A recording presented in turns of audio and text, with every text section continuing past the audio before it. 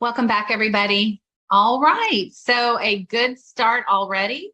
We're about halfway through the day, and I'm excited to present to you guys Lee Simpson. She is an internal medicine nurse practitioner with Intermountain Health in Salt Lake City metropolitan area. She completed her undergraduate studies at the University of Utah and earned a master's degree in family practice nursing from Weber State University. As a healthcare services professional with over 10 years of experience in the field, Lee has experience in areas such as wound care, women's health, newborn intensive care, a wide variety of experience for sure. Her current work in internal medicine allows her to use her skilled nursing background to provide compassionate, evidence-based care to a diverse range of patients. She's known for her skills as a healthcare communicator and is passionate about bringing increased health literacy and positive changes to the lives of her patients, as well as participating in continuing medical education as both a lifelong learner and as an educator. And so today she'll be educating us on nurse practitioners on the front lines, integrating multi-cancer early detection testing. Thank you so much, Lee, for joining us. Thank you. All right, so let me get this started here. Okay, so like she mentioned, nurse practitioners on the front lines, we are talking about integrating multi-cancer early detection testing. Again, I'm Lee Simpson. I work at a busy internal medicine practice just outside of Salt Lake City, Utah. I work for Intermountain Health. I have no disclosures. Okay, so our goals today are to be able to describe the science that underlies multi-cancer screening tests and the rationale for their application, differentiate among new and emerging blood-based multi-cancer screening tests, employ strategies to reduce barriers to effective population scale cancer screening, including health and socio-demographic disparities and challenges in patient engagement, and utilize cancer screening integration tools that increase patient engagement, improve patient outcomes, and promote continuity of care. So we're going to start with just an overview of cancer screening, kind of as it stands now, as it has been for the last several decades. And this probably isn't news to anyone, but this is just a graphic showing that survival rates are consistently higher among patients with cancer that is detected at earlier stages. So that's just a very basic understanding we all have, that the earlier we catch a cancer, the better chances of survival, the better treatment options are usually available. And these are our current USPSTF recommendations for cancer screenings as of when this slide was made. So our current 5 cancers that we have recommendations on population-based screening are cervical cancer, colon cancer, breast cancer, lung cancer, and prostate cancer. So the cervical cancer screening has a grade A, which means it's recommended for everyone in the population of women aged, or people with a cervix aged 21 to 65 years old. And currently, as it stands, we have the recommendation for regular screening every 3 to 5 years using cervical cytology and/or HPV testing. And then for colon cancer, that one has been updated recently to include all adults aged 45 to 75 with either colonoscopies or regular annual screenings, using some of this technology that we're actually going to be talking about today, as far as options for stool testing and different ways of detecting cancer cells in the colon other than doing a colonoscopy. Breast cancer screening for women 50 to 74, depending on who you ask, this changes a little bit, but basically biennial screening mammography. And then lung cancer, again, these have kind of varied just slightly, but approximately all adults age 50 to 80 years old with a significant history of smoking, the annual low-dose CT scan. And then prostate screening with the PSA, that's a little bit of a case-by-case basis. That's a shared decision-making between the patient and the provider. but men aged 55 to 69. So these are all the tests that are felt to have enough data behind them and that have a low enough number needed to screen to be recommended for population screenings. And even with those 5 basic tests, we still have suboptimal use of cancer screening tests here in the United States. 28.5% of women who fall in the recommended age are not up to date with breast cancer screening. 17% of women aged 21 to 65 are not up to date with their cervical cancer screenings. 38% of adults aged 50 to 75 are not up to date with colorectal screenings, and 96% of adults who qualify for the low dose CT scan have not done it, or they're not up to date with it. So that's a lot of unmet needs in our current cancer screenings as it stands right now. And this is for several reasons, including lack of available screening tests for multiple cancer types. So each one of those screening tests is a single test for a single cancer. Inadequate awareness of and access to screenings in certain populations. So maybe those are people who don't get regular health care, uninsured, different situations there. Lack of knowledge regarding specific recommendations for screenings. That could be on the part of the patient or the provider. People may have misconceptions about the test themselves, a lot of fears with potential pain involved, maybe potential outcomes that they have heard about from friends or family. I know I've had patients tell me they don't want a colonoscopy because they heard from a friend of a friend about a perforation, or with mammograms, a lot of people have heard it's painful. Obviously, there's trauma-related reasons with the pap smears that people are hesitant to do those. Also, just low patient engagement in general and disparities in screening practices across different communities and populations. So within the populations themselves, disparities are influenced by numerous factors that include geographic location, income, education, national origin, and race or ethnicity. A couple of examples here for the lung cancer screening compared to eligible non-white Hispanic, non-Hispanic white individuals, eligible non-Hispanic Black individuals are 53% less likely to report they have completed the low-dose CT in the past year. And then with the prostate cancer screening, an example would be in 2018, only 8.9% of uninsured men aged 65 and up were up to date with prostate cancer screenings, compared to 34.4% of those who had private insurance. And so a lot of those are probably not a big surprise to us, but important to note that, there's reasons why. And also, just the disparities are out there for all areas of healthcare and providing care to our patients. So nurse practitioners are uniquely well positioned to promote improvements in cancer screening. And this is general cancer screenings. So we are the primary point of contact for healthcare in rural and underserved areas.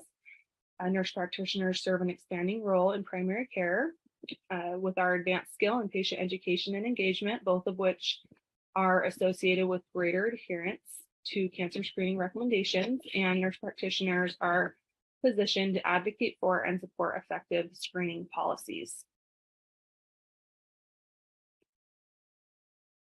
So now we'll get into the bulk of this presentation, which is the blood-based multi-cancer screening tests for the early detection of cancer.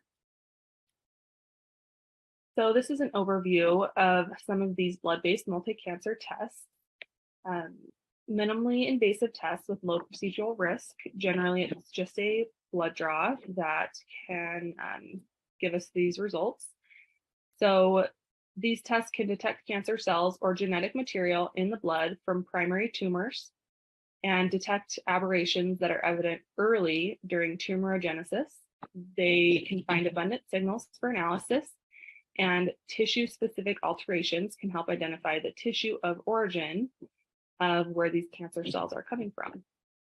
These tests do not replace our standard of care cancer screening guidelines or the tissue-based diagnosis, but they do provide a sampling for molecular characterization of tumors.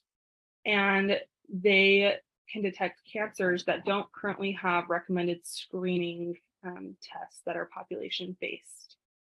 So lots of pros there for this new way of screening for cancer. So this is just comparing. So another word for these multi-cancer early detection testing, it's also called a liquid biopsy, which is because it's just a blood draw. So it's a blood-based test versus a tissue biopsy. Obviously, a liquid biopsy will be minimally invasive, where a tissue biopsy requires organ penetration and sometimes repeated surgeries that may not be feasible. Very quick time to just do a quick blood draw as opposed to getting a biopsy set up and the amount of time that takes and possible anesthesia and the team required for all of that. The sensitivity on a liquid biopsy actually can be higher than a tissue biopsy, and that's because a liquid biopsy is picking up cells that could be anywhere in the whole body, whereas a tissue biopsy might potentially miss the actual cancer cells as far as where they take the biopsy from. It is a lower cost for a liquid biopsy versus a tissue biopsy. And then, pros for the tissue biopsy is that's very clinically validated. It's been around for a long time. You really know what to expect for the most part with a regular, standard tissue biopsy, whereas the liquid biopsy is newer technology and science, and it is not currently recommended by the FDA at this point. And then there also is questions about the pathology. So with an actual biopsy, they can send it to the pathologist and do some histological evaluation, where that's not really the purpose of a liquid biopsy. So that's not what we do with that, those cell fragments. So utilizing evaluating the utility of the multi-cancer early detection testing, sensitivity, specificity, and positive and negative predictive values. So we're going to kind of bring it back to our old stats days and kind of review some of these terms and how they apply to the studies that have been done. So sensitivity is defined as the ability to correctly identify people with the disease. Specificity is the ability to correctly identify people without the disease. The positive predictive value is the probability of having cancer given a positive test. The negative predictive value is the probability of not having cancer given a negative test. And the number needed to screen is the number of individuals needed to screen to detect one true positive. So those all come into play when these guidelines are being written and these organizations are coming up with what tests should be recommended for population-based screening if it has to be a pretty low number needed to screen in order to recommend that for a population testing. So multi-cancer screening brings in something called the power of aggregate prevalence that is not present with all of those single cancer, single test scenarios. So again, we talked about the prevalence, which is the proportion of the population with a specific trait in a given time period, and positive predictive value. Given a positive test, what is the probability of actually having cancer? That's determined by the specificity and the prevalence. And aggregate prevalence rates of all cancers versus single organ screening means you can get a much higher positive predictive value when you widen the amount of cancers you're checking for with just one test.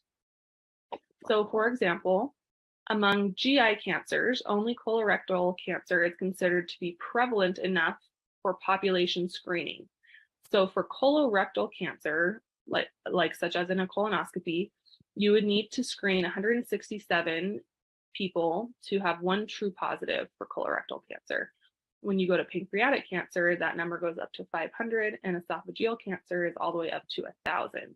So that's why we're not going around recommending upper endoscopies for the population to look for the esophageal cancer, because we would have to do that to 1,000 people in order to find one true positive. If you put all the GI cancers together and you had a test that would check for every GI cancer, you would only need to check 83 people in order to find one true positive. And then if you expand that to all cancers, if you could have one test that checks for all cancers, you would only need to screen 33 people to find one true positive. So this is going back to how these tests were developed and what exactly they're doing. So we're going to talk about the science underlying cell-free DNA-based multi-cancer early detection tests. So what is cell-free DNA? Basically, every cell in your body, whether it's a cancer cell or a healthy cell, is going to release byproducts. And that's through when these cells are undergoing apoptosis, necrosis, they're always doing excreting substances into the bloodstream. So these are all considered types of cell-free DNA: the apoptotic bodies, the point mutations, the copy number alterations, rearrangements, methylation changes, and exosomal DNA are all things we can detect in blood that is cell-free portions of DNA. So this is given an example of a patient with lung cancer. So in the first section of the slide here, you see this is a normal, healthy baseline. The cell-free DNA components that you would find in that person's blood mostly is just their normal cells have given off these portions of DNA that are floating around in their blood. Someone with the lung cancer, like in the center example, has the cell-free DNA of normal lung cells and also lung cancer cells. So those can be detected in a blood test. And then to take that one step farther, if that cancer has then metastasized to the patient's brain, you will have cell-free DNA of the normal brain, normal lung, primary and metastatic lung cancer cells. So the cells that are coming from the metastasized cancer are different than the cells from the primary tumor. And how this works in practice, this graphic starts there in the center. So the liquid biopsy is the blood test and would be sent to the lab for cell-free DNA enrichment and subsequent sequencing. They would be able to detect the healthy cells, the benign cells, the cancer cells, and be able to look at the tissue of origin, which then those results will go back to the primary care provider who will review that information and refer to specialists if it's appropriate, do additional imaging, more blood work, and then it would be diagnosed with the known methods of diagnosing cancer. And that's how you would confirm the diagnosis. So there are different types of cell-free DNA-based tests, and these are a few that have been looked at with studies. So somatic mutation analysis, there are a few to 100 of known mutations of that type. So those are able to be isolated and sequenced and analyzed to be able to tell if there's cancer. The other method is called DNA methylation profiling. There are thousands to tens of thousands of different methylation differences in these type of cells. And then also there's a fragmentation approach. So there's millions of nucleosomal differences. The type that through some of these studies we're going to talk about, the type that was found to be the most effective that these companies have kind of gone with as their method is the DNA methylation profiling based testing. So we're going to talk a little bit more about that soon. So DNA methylation in normal versus cancer cells. So basically, it's just going to have a difference in the repetitive sequencing. So in normal cells, the most repetitive sequences are methylated, where the TSG promoters are unmethylated and active, which lead to active tumor suppression. And in cancer cells, the repetitive sequences become unmethylated and active, which causes genomic instability, where the TSG promoters are methylated and inactive, which promote cell aggressiveness and escape. So this methylation pattern occurs early, which is really helpful. So this is happening really early in the brand new baby tumor cells, and they can be tissue and cancer type specific. So the type of cancer and also where in the body it's coming from, which is very helpful. So blood-based multi-cancer early detection testing, available options, and clinical trial evidence. So these are a few of the multi-cancer early detection tests that are in development. They are all DNA methylation based, and they are done by a few different companies. So the one that detects the most types of cancer is has been done by Gallery, and it is, well, GRAIL is the company and Gallery is the product.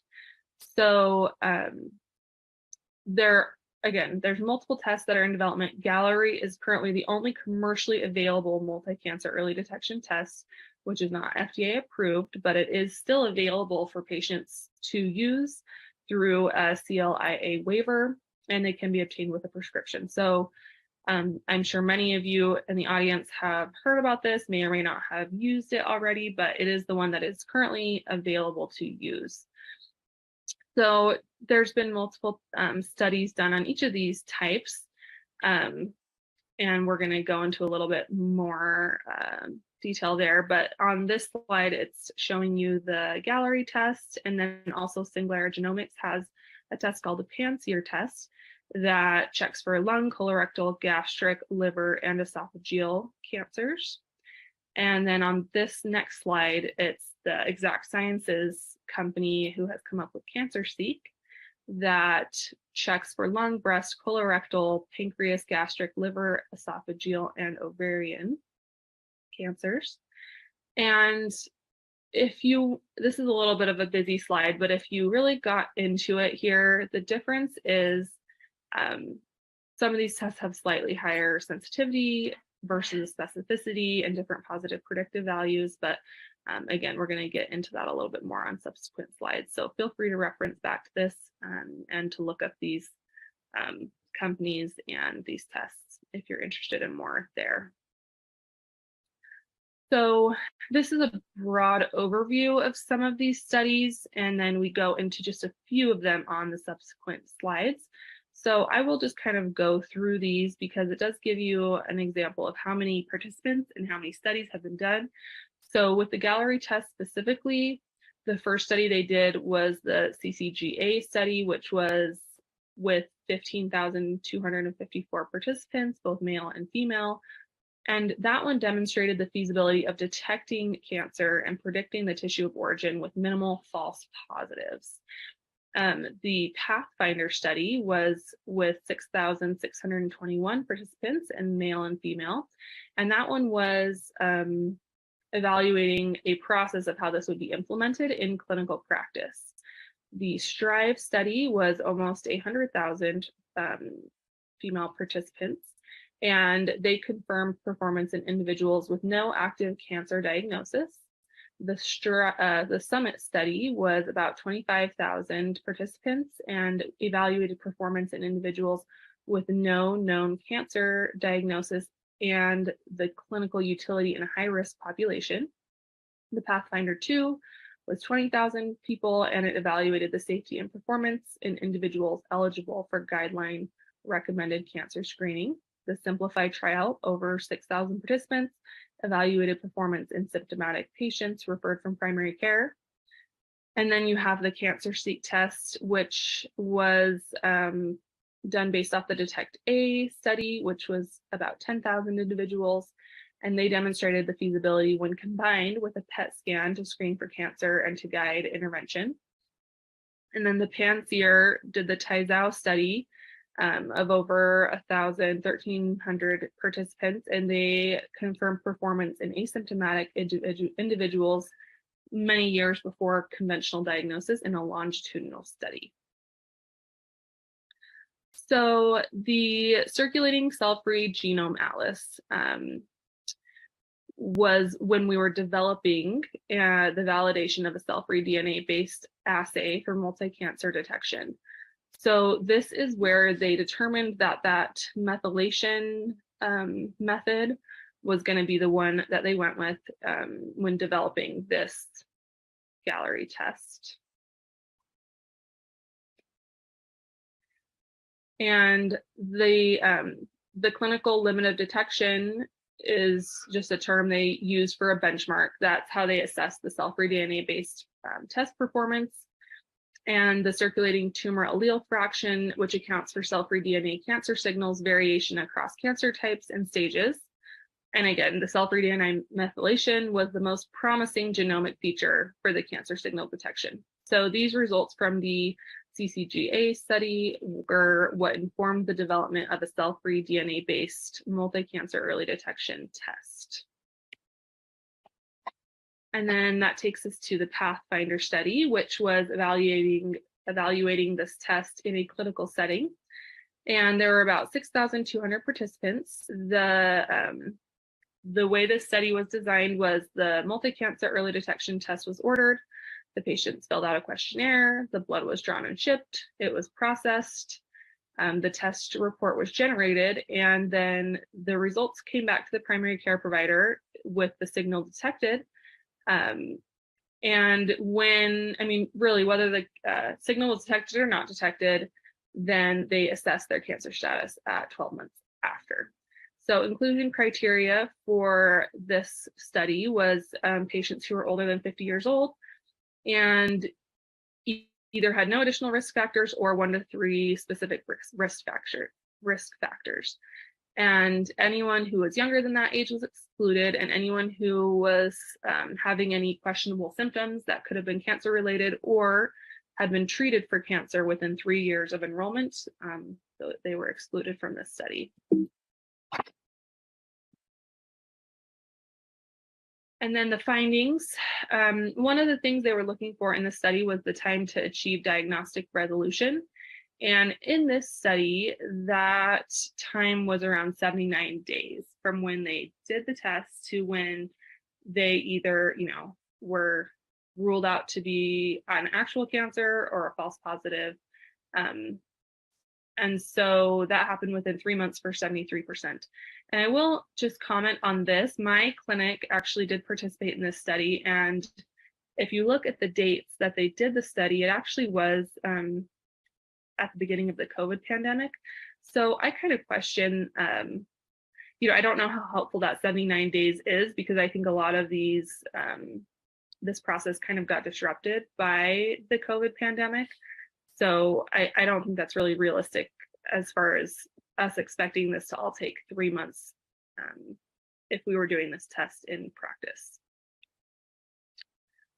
And so the other thing that they looked at with this test, with that survey, were obviously, how sensitive the test was and specific.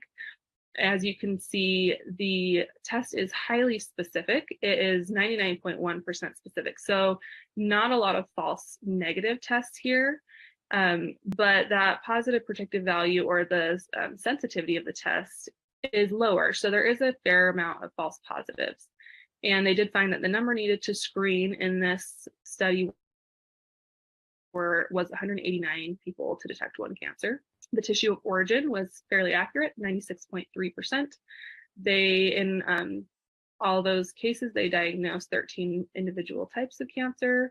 There were no study-related serious adverse events or diagnostic workup-related adverse events. And when they surveyed the patients, they were mostly highly satisfied. Even the ones who had a false positive were still reported mostly highly satisfied. And then 83% said they were very or extremely confident that the test is beneficial, and 95% reported feeling likely or very likely to recommend to follow recommended screenings.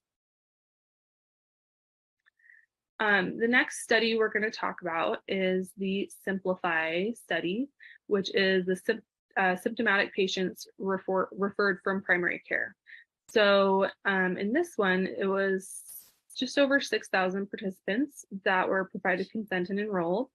There was almost 400 that were excluded for different reasons. So that left us with 5475 patients that actually got the tests and their results were analyzed. All but 14 were able to get a diagnostic resolution. And it turned out that they had 368 patients of that group that ended up with a cancer diagnosis. And with that, there were only 6 with an ineligible cancer diagnosis. So 2 that were at stage 0, 3 with carcinoma in situ, 1 with melanoma skin cancer. So that's a good amount there that did reach that resolution there. So like I said, the cancer signal was detected in 323 participants, and similar as far as, very specific, less sensitive, and then the tissue of origin accuracy was 85.2% in the Simplify study. And then another thing they were looking at were, those early cancer stages. So as we've discussed, the fact that these tumor cells put off signals at very early stages, these blood-based detection tests are pretty good at catching early cancers, which is pretty critical. So the DETECT-A study, this will be the last study we review. So CancerSeek's multi-cancer early detection test was used to screen almost 1,000 women without a history of cancer. And they coupled the multi-cancer early detection test with diagnostic PET-CT to identify cancers, including those not detected by standard of care screenings, the majority of which were localized or regional. And CancerSeek is looking at additional biomarkers, new analytic methods, and algorithms that are being incorporated into the development of the next generation of their test. So they were looking at evaluation of clinical outcomes in patients diagnosed with cancer as a result from abnormal multi-cancer early detection tests. And then they followed them up for over 4 years. And the outcomes were the multi-cancer early detection testing it did find cancers earlier in patients who, when treated subsequently with conventional methods, achieved the long-term survival. And half of all the patients with a multi-cancer early detection detected cancer remained cancer-free after their treatments, which they checked for 4 years after their initial multi-cancer early detection test. So this is, again, just kind of an overview of that. And they came to the conclusion that these blood-based cancer screenings can detect cancer up to 4 years prior to a conventional diagnosis. So even with all of that, with these, traditional ways of cancer screenings and potential new ways of cancer screenings, there's always barriers to cancer screenings. And so just in a general sense, we're going to talk about those barriers and how we could possibly overcome some of those. So these are some CDC recommended evidence-based interventions to improve cancer screenings. And there's patient-facing interventions, such as, help with scheduling, scheduling reminders, using videos, brochures, and newsletters to motivate screening, even vouchers, reimbursements, reduce copays to remove economic barriers, providing transportation, providing childcare, those type of things. And then on the provider side, reminding us as providers, alerting us in the EHR when our patients are due for these screenings, sending out a list of all patients who are due for cancer screenings, tracking screening individuals who need these, reviewing the clinic policies and practices, and just following up with giving data to providers on how many of their patients are getting screened and receiving follow-up care. So we'll go into a case study now. So Jonathan is a 52-year-old Black man with a family history of prostate cancer who presents for routine primary care visits. He has recently come across information about multi-cancer early detection testing, and he requests further information. Specifically, he would like to know if it might be a good option for him.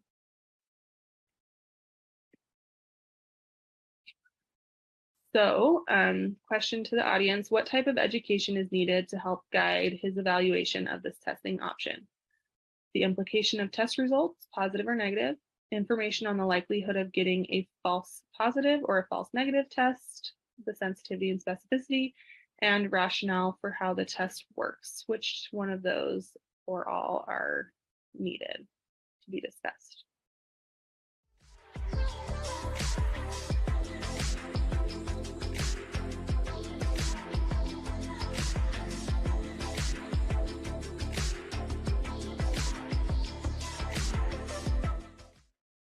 Yeah, and really all of those are important to discuss.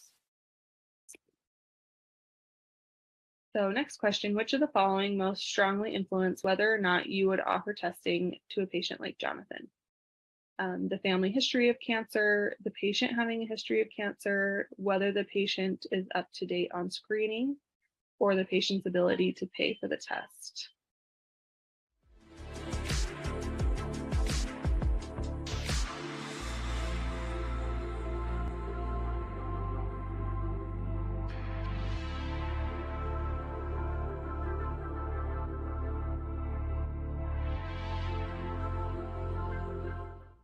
So the family history of cancer definitely would help us decide whether or not we would recommend this test, and also whether we're going to rule it out if he has a history of cancer or has been on cancer treatment.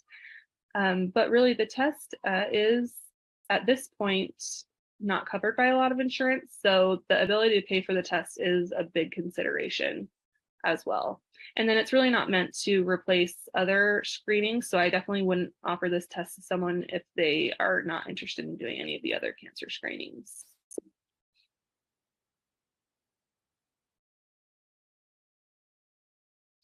Okay, so potential challenges and benefits of multi-cancer early detection testing.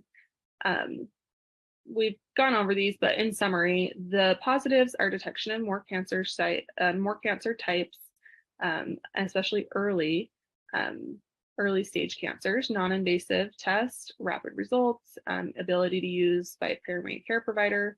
And then some of the downsides are the cost and access constraints, the fact that it is not yet FDA approved, it is an expensive test. I think it's around $900, $1,000, depending on where you live. And then the importance of making sure patients are able to evaluate the benefits and harms, potential false positive, potential unnecessary testing following a false positive, and all of those things are important considerations. So best practices for multi-cancer early detection implementation, effective discussions with patients. So identifying the eligible population for existing tests is obviously very important. So where it stands right now, patients age 50 and older at elevated cancer risk are those we're recommending it to. It is not recommended for people who are pregnant, younger than age 21, or undergoing active cancer treatment. And really the thought there is just anyone who could be having changes in their cells that weren't studied in some of these studies. We're really not sure how that comes out as far as the known positive predictive value and negative predictive value. So the importance of interpretation of the results, meaning that they're one tool in a set of therapeutic screening options. This does not replace any of the currently recommended screening options. And the importance of continuing those other tests like mammography, colonoscopy, PSA, cervical cancer screenings. And then this was just a survey that of questions that the Cancer Patient Advisory Board wanted to put on our minds when we're talking about these multi-cancer early detection tests in accepting the test. So you can read through it. These are all the kinds of questions that patients might have Some of the questions about cost, who's eligible, how accurate the test is, if insurance covers it. You know, that last question there, who has access to the results? Will this affect things like, you know, life insurance? Will pharmaceutical companies have this data? How will this relate to results of genetic testing or hereditary cancer testing? So these are all important questions to have in mind before you start recommending these types of tests. The test itself, like I mentioned, it's not yet FDA approved, but it is commercially available. Currently, like I said, the Gallery test is the only one, and it is $949, depending on the practice and the provider, and requires a blood draw. And yeah, typically the result does come back quickly within 1 to 2 weeks, and the results would say cancer signal detected or not detected. And if it's detected, it will have a signal origin and recommendations to confirm with diagnostic testing. And so the company that I work for, our health insurance is covering this test for employees who meet the criteria. So there are some places where this could be covered by insurance, but if it's not, it still is available. It's just expensive. So let's go on to our next case study. Marlena is a 58-year-old white woman with a family history of ovarian cancer. She recently underwent multi-cancer early detection testing. The results indicate a positive signal for cancer, and the tissue of origin is looking like it's pancreatic. So what is the next step once Marlena's test results have been received? Do we explain the meaning of cancer signal detection, order a blood workup, order a biopsy, or repeat the multi-cancer early detection test to ensure results?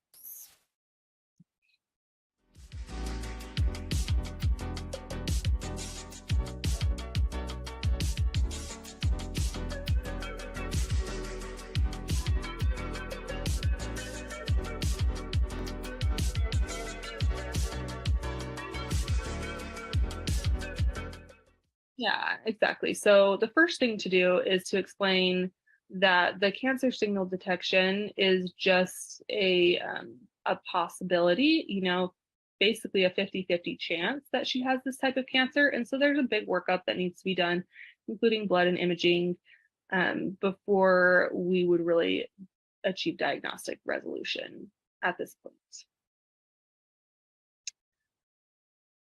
So what additional testing is needed to diagnose Marlena? Blood tests, imaging studies, tissue biopsy, all of the above.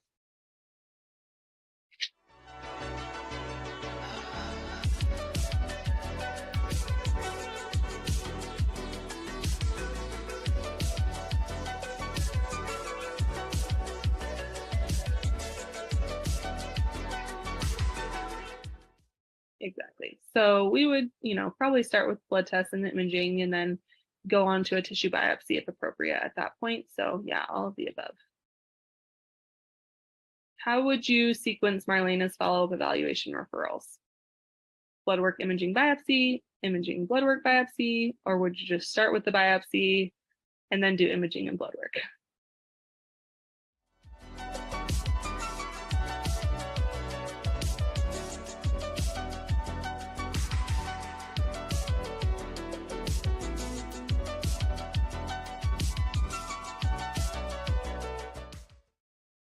Exactly. We would start with the least invasive and most cost-effective thing and work our way up from there. So when discussing multi-cancer early detection testing results with patients, it's important to explain the meaning of a signal detection. That is not a diagnosis, and there is a high potential for false positive and a small potential for false negative results, which can result in some psychosocial impact, but it is relatively low overall and short-lived, even with false positives. Those at high cancer risk tend to experience more symptoms of anxiety, obviously. And then, you know, with a positive signal, the plan would be to undergo more intensive screening with really any of the positive signals that are found.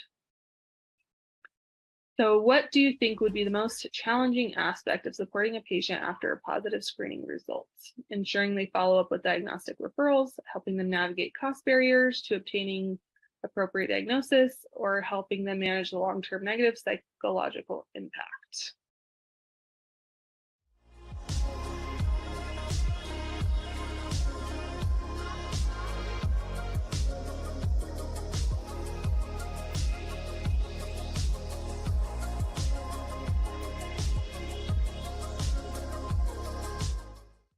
Yeah, I mean, all of these can be challenging aspects of supporting your patients after a positive screening test. But one, we don't know as much how insurance companies are going to cover screening tests based off just a positive screening results on this multi-cancer early detection test. So obviously, the psychological impact is important, and following up with diagnostic referrals is important, but the cost barriers will be, it's a little bit of an unknown as far as how that's all going to shake out in every region and in every area that's going to be using these tests. Barriers to seeking further detection and testing after a positive screening test result. Some of these are just the same with all cancer diagnoses. Patients might be in shock, not knowing what to believe, especially if they're not having symptoms. They might not know what to do or understand the next steps or where to go. They could have some fear. They might not believe in traditional treatments like chemotherapy or not understand how serious this may be. And these are, all the barriers that we deal with all the time in primary care. And then there might also be access barriers like the distance needing to travel for more follow-up testing or biopsies, needing practical support like transportation or childcare, not being able to take time off work, not having someone to step in for a caregiver if that's their role, and then of course the cost with these follow-up tests. So just to summarize, early diagnosis is crucial for achieving improved treatment outcomes and survival in patients with cancer. Blood-based biopsies can promote earlier diagnosis by enabling simultaneous detection of biomarkers of multiple cancers early on, as well as information on cancer type and tissue of origin. Multiple multi-cancer early detection tests have been and are being developed and have shown promise in clinical trial investigations. And although no multi-cancer early detection tests are currently FDA approved, one test has recently been made available. That Gallery test is available to be used right now. The multi-cancer early detection tests have potential for routine application in primary care and may help reduce barriers to effective population scale cancer screenings. So which biologic entity do currently available multi-cancer early detection tests detect? Circulating cells with DNA abnormalities, circulating DNA released by cancer cells, circulating mRNA released by cancer cells, or circulating proteins released by cancer cells.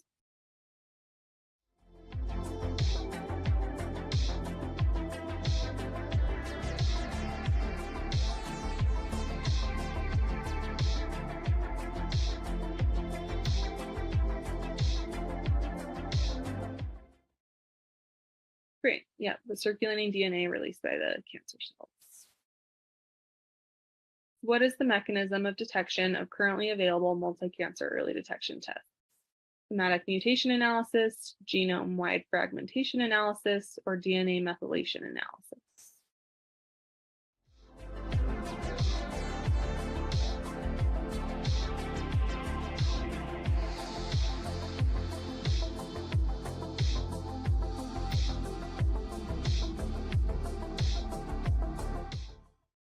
Exactly, the methylation analysis. So Martina is a 50-year-old woman with a family history of endometrial cancer who has come in for her annual visit. Do you raise the possibility of undergoing multi-cancer early detection testing? No, multi-cancer tests are indicated as a screening tool for patients with a personal history of cancer.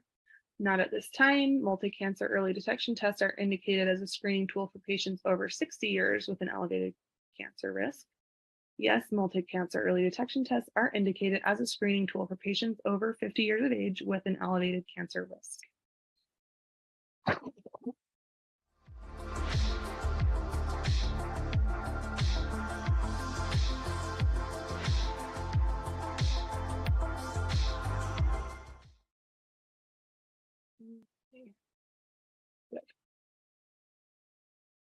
What do patients need to know before considering multi-cancer early detection testing? If positive, test results are interpreted in conjunction with traditional screening methods. The test can detect the presence of cancer, but not the tissue of origin. Pain management may be needed prior to testing.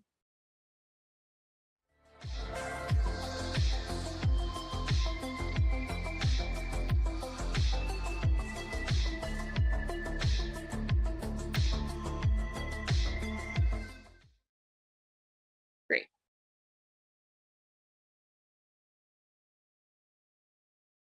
And then I believe this is just like a little survey. So what tools do you currently use to improve cancer screening rates among your patients? Scheduling screenings by phone or during visits, sending appointment and test reminders, providing informational support to help patients prepare for tests, using media such as videos, brochures, or newsletters, providing one-on-one or group education to motivate screening, using stickers or annotations on the medical chart or EHRs to send alerts to providers.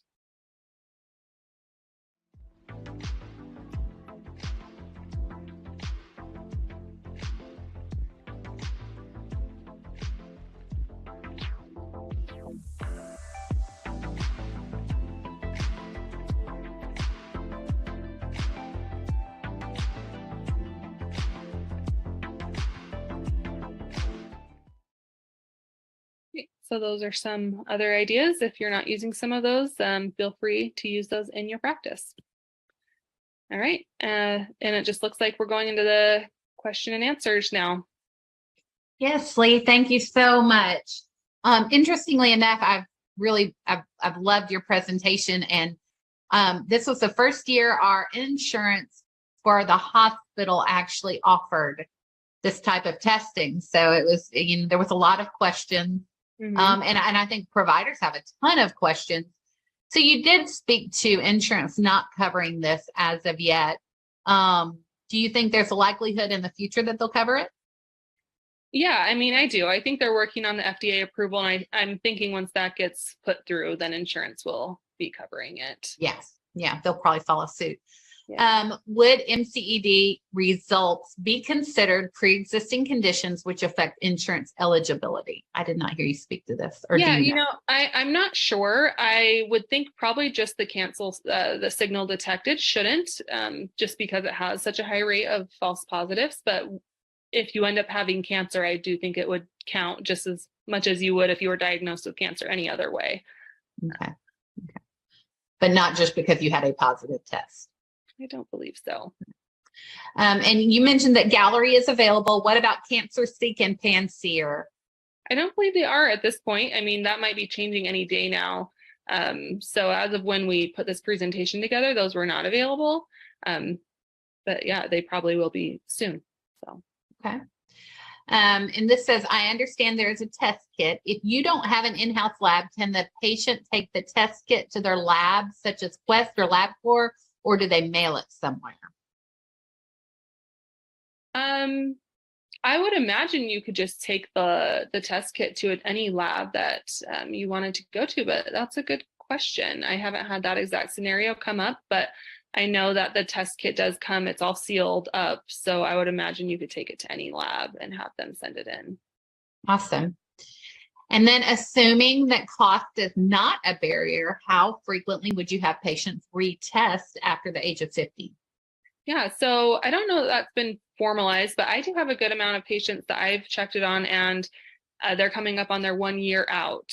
And I'm getting things in the mail recommending that they have another screening. So I believe it may end up being an annual or maybe every other year, but it definitely will be something that needs to be repeated in order to stay up on, how effective it could be at finding cancers. So. And then there was a clarification question. It said, wouldn't the practitioner have already explained the possibility of a positive signaling result prior to getting the test anyways? Why would this be done after the test? I mean, yeah, you definitely would mention that before, just anticipating a positive. But with patients, I think it definitely will need to be reiterated again. So I would say before the test and after a positive signal, just to clarify with the patient and remind them of that.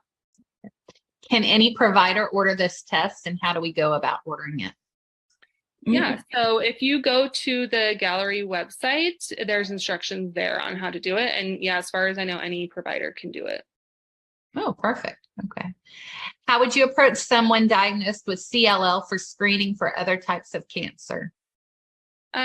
So if they have the CLL, I don't know that this would be a good test for them, just since there's going to be some abnormalities in their blood. And I'm hoping that changes in the future as far as recommendations. But anyone with an active cancer or anyone who's been on cancer treatment within the last 3 years does not qualify for this test. Okay. As it stands now. As you said, this is not replacing the traditional screening, correct? Correct. Okay. Is a positive signal enough for insurance to cover the follow-up testing that is now needed? Yeah, so like I said, there's not been that many scenarios in my practice yet, but in the, there's been 3 people in my clinic who have had a positive signal and then have been referred subsequently. And those tests have all been covered by their insurance. So I would hope so, but I don't know that we've, had this play out with every different insurance and every different type of cancer at this point yet. So that'll be, more to come on that. What percentage of your practice would you say above the age of 50 that you'd recommend are actually getting the test? Well, right now, just the ones who have this very specific insurance. Okay. I have had, a couple of patients just wanting to pay for it out of pocket, but, most people, once they hear the price, depending again on the demographic of your practice, I'm sure there are some practices you would have a lot more interest. But in my particular demographic, that the big barrier is the cost. So. Okay. And this is interesting. Do you recommend this as surveillance testing to cancel follow-up after treatment? Again, if you're far enough out of treatment, so let's say, for example, a patient who had breast cancer and they're 5 years past the treatment and they're off their tamoxifen or whatever, they would qualify for this. And they, as we know, people who have had cancer are more at risk for any types of cancer. So I do think it could be used once they're past that buffer window of finishing treatment and they're cancer free. Then I do believe it could be used in that way. Let's see. Perfect. And then if you have a patient less than 50, high risk for cancer, can you use it even though not usually recommended? That's a good question. I haven't had that scenario. I have stuck to the patients that it's been tested on and studied on. I just feel like that might come in more into play if you're referring them for the diagnostic testing. If you get a positive signal, like there might be more pushback since that's not actually how this was studied and tested. Perfect. Hang on. And I keep getting retest questions. So clarify, how often should genetic testing be done on a patient during their lifetime? Do we know? At this point, I think either annually or every other year is what it's going to end up being. Yeah. Okay. All right. All right. Perfect. Lots of great questions, lots of interest, that's for sure. Yeah, and I think this will obviously all, it's going to evolve over time. And, as far as the questions on younger patients and different scenarios and insurance questions, that will be interesting to see how it all plays out in the future. So. And I think if cost is not an issue, then it's individualized treatments between you and your healthcare provider, and you discuss it. And between the two of you, you decide what's best. Absolutely. Yep. Yeah. Well, thank you so much, Lee. Great information. Obviously, more to come, always evolving. So thank you so much for being here with us today. Yes. All right. Without further avail, let's get to the last presenter of our day, Kathleen Byrne. She is an awesome speaker. I've heard her before. And so I'm excited to introduce her to you. She will be speaking on cross-setting strategies for improved identification, diagnosis, and management of homozygous familial hypercholesterolemia. That's a mouthful. Kathleen is a certified nurse practitioner in Baltimore, Maryland at Johns Hopkins Hospital. She specializes in managing and treating patients diagnosed with congenital heart disease and lipid disorders at the Johns Hopkins Adult Congenital Heart Disease Center of Johns Hopkins Heart and Vascular Institute. She's a certified clinical lipid specialist with expertise including cardiovascular disease, high cholesterol, pediatric and adult lipid disorders, congenital heart disease, and cardiovascular disease prevention. She received her MSN from the University of Pennsylvania in Philadelphia. She became a fellow of the Preventive Cardiovascular Nurses Association in 2013 and a fellow of the National Lipid Association in 2020. Thank you so much, Kathleen, for joining us. Well, thank you. It's a pleasure to be here today. And again, we're going to talk about a topic that is near and dear to my heart, something that I've been doing for very many years. And hopefully I can impart some additional knowledge to you all and perhaps stimulate some questions as well. Here, let's go to the next slide. You might need to hit start presenting up there. Oh, okay, that would be helpful. Okay, all right. Okay, so again, this is me. I have no disclosures at this time to reveal. And here are our learning objectives. First and foremost, we're going to contrast the estimated prevalence versus the number of patients who are diagnosed with familial hypercholesterolemia, which I will refer to very frequently as FH. We're going to explain the cardinal symptoms and signs and strategies for early identification of homozygous FH or HoFH. We're going to discuss recommendations for cascade screening for HoFH and indications for appropriate referral. And finally, we're going to talk about the role of low-density lipoprotein receptor independent treatment strategies for patients with homozygous familial hypercholesterolemia. Okay. So the first thing we're going to tackle would be an overview of homozygous FH. And we need to step back for 1 second and define generally what is familial hypercholesterolemia. It is an autosomal dominant inherited genetic disorder that's characterized by very high levels of LDL cholesterol, atherosclerosis, and risk for premature cardiovascular disease. And so when I'm not only just talking about coronary disease, but stroke, as well as peripheral vascular disease as well. This is a condition that affects all races and ethnicities. And in fact, we find it in some ethnicities to a greater extent because of the founder's effect. So we find that heterozygous FH is about 10-fold higher in the Lebanese, and homozygous FH is occurring in about 1 out of every 100,000 patients, which is higher than normal.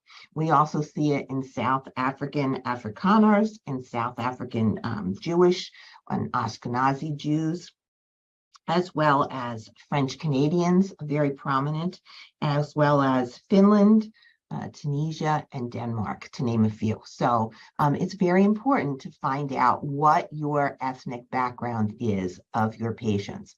Also, as well, you need to find out about consanguinity, because if there's some intermarriage, you can certainly find that there's higher incidence of these, of FH. Exercise and diet are important, and they are the mainstay of all lipid-lowering strategies, but pharmacotherapy is going to be required to reduce cardiovascular risk, both primary and secondary in these patients. So now, what's the difference between heterozygous and homozygous familial hypercholesterolemia? Well, first thing that we like to look at would be the LDL cholesterol. And we find that in heterozygous, and this is when you inherit one genetic variant from a parent, and the LDL cholesterol is going to be greater than 190 milligrams per deciliter, about, okay? And in children, we consider familial hypercholesterolemia, or HeFH, when the LDL cholesterol is greater than 160. Now, individuals who have heterozygous FH typically have, like I said, these levels of LDL that are greater than 190, and they can vary to 190 to about 450 milligrams per deciliter. And that really depends, what those numbers are, depends upon the severity of the mutation and other factors. We do see that there's a 50% risk of the onset of ASCVD by about 50 years of age in men and 50 years of age in men and 65 years of age in women if they have not been treated. So early treatment is going to be the key. Prevalence is anywhere between 1 out of every 250 to 300 individuals. We're closer to 1 out of every 200. Okay, and most respond to drug therapy. They may respond to one drug. Most of them will require more than one. Now, if we look at homozygous familial hypercholesterolemia, you are having genetic mutations that are inherited, 2 mutations. So typically this is one from each parent. LDL cholesterol levels are going to range anywhere between about 400, 450 to 1100 milligrams per deciliter. And this results in a mean age of the first ASCVD event at around the age of 12, and death by 18 if untreated. So that's really a sobering kind of fact. Okay. All righty. And the prevalence of that is anywhere between 1 out of every 250,000 to 1 out of every 360,000 individuals. When I began practicing in lipids well over 23 or 24 years ago, I was taught that the prevalence of HeFH, or heterozygous FH, was 1 out of every 500 people. And HoFH was 1 out of every 1 million people. So you can see that with the passage of time, when we begin to look for this condition, we will find it. And so it's increased.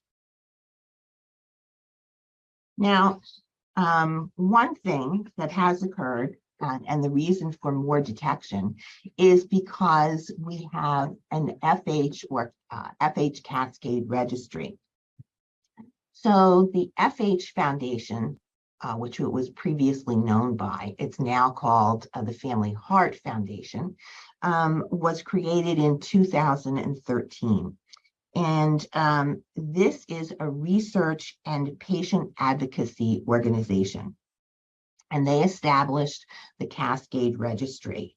And the purpose was to be able to describe the characteristics and the treatment patterns, as well as the clinical events in those with familial hypercholesterolemia. Currently, there are we have 40 sites that are participating in this registry, and this would give us about a number back in 2021 of 4,500 individuals, and that is increasing each year. And 20 sites are currently following patients who have homozygous familial hypercholesterolemia.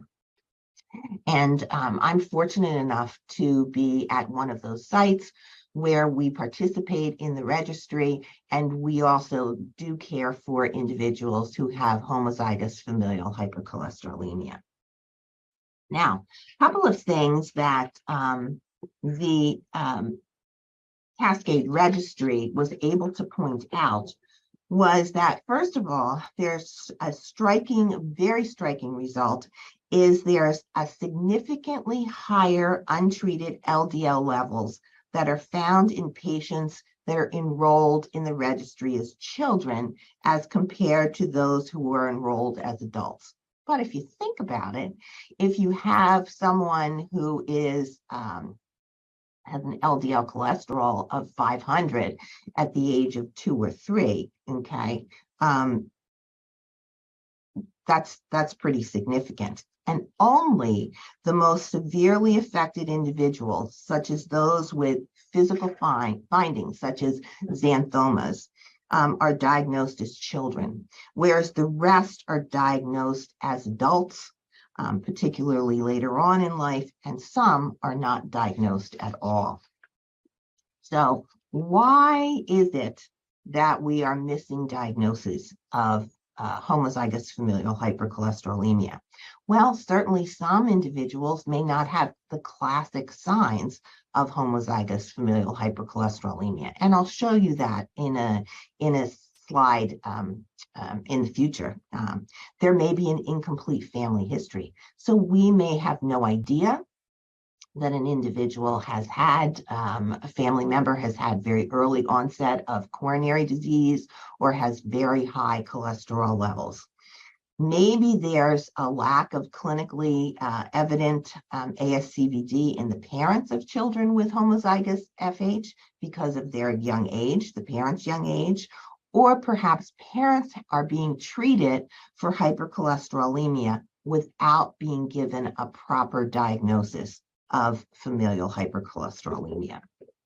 So within our registry, okay, this is the actual largest US description of contemporarily treated patients.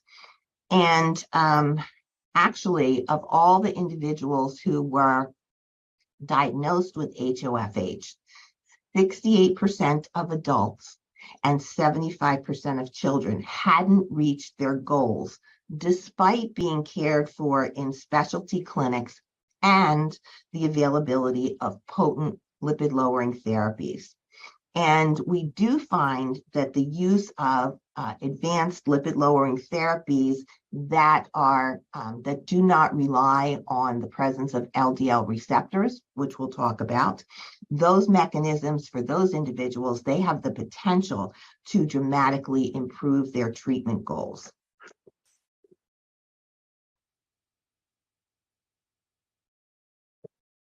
Among 277 patients with a phenotype of FH identified in the Family Heart database of more than 81 million, 20% had atherosclerotic cardiovascular disease, but only 19% were being treated with high-intensity statins. 18% were on more advanced lipid-lowering therapies, so very small numbers, and 40% were not on any lipid-lowering lipid-lowering therapies. So this really provides some good insight for us into the possible underdiagnosis and inadequate treatment. In the United States, it's estimated that we probably have somewhere between 1,100 and 1,300 individuals with homozygous familial hypercholesterolemia. If you look in their medical charts, only 26% of them had an ICD code of familial hypercholesterolemia. We did introduce this ICD code of FH back in 2016. And we do find that the clinical presentation of homozygous FH is much more variable than we previously thought. So what about HoFH screening and diagnosis? Here's some of the clinical findings that we do find when you examine a patient who has HoFH. Individuals with HeFH or heterozygous familial hypercholesterolemia may not have these findings if they have been treated. But particularly in young children, we will see that they have these cutaneous xanthomas. So in the folds of their skin, you can see on the left-hand side of your screen, the cutaneous xanthomas would be these orangish, yellowish in the folds of the skin, particularly in between the fingers and the toes, we see that.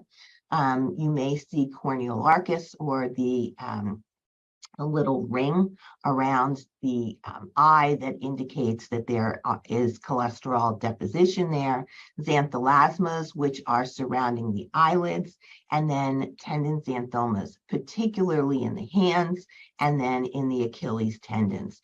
And with extensor tendon xanthomas, so in the hands, oftentimes you may not see this dramatic appearance of the xanthomas. Instead, you may have to have the patients flex and extend their hands, their fingers, and then as they slowly extend from a flexor position, you can see that cholesterol deposits will come out. You will see the cholesterol coming out of the tendon sheath.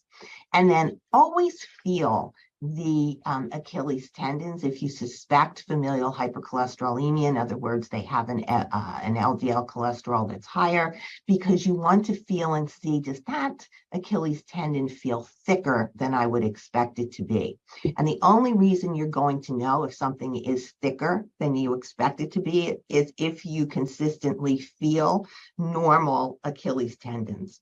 A lot of individuals will have come into the clinic and you don't see that there are Achilles tendon xanthomas, but if you do question them, a number of them have had those cut off the back of their feet. They'll say, you know what, this was really, if you ask them, they'll say, oh yeah, I went to my doctor and then they sent me to someone else and they were excised, but they will return definitely if they are not treated with lipid lowering medications.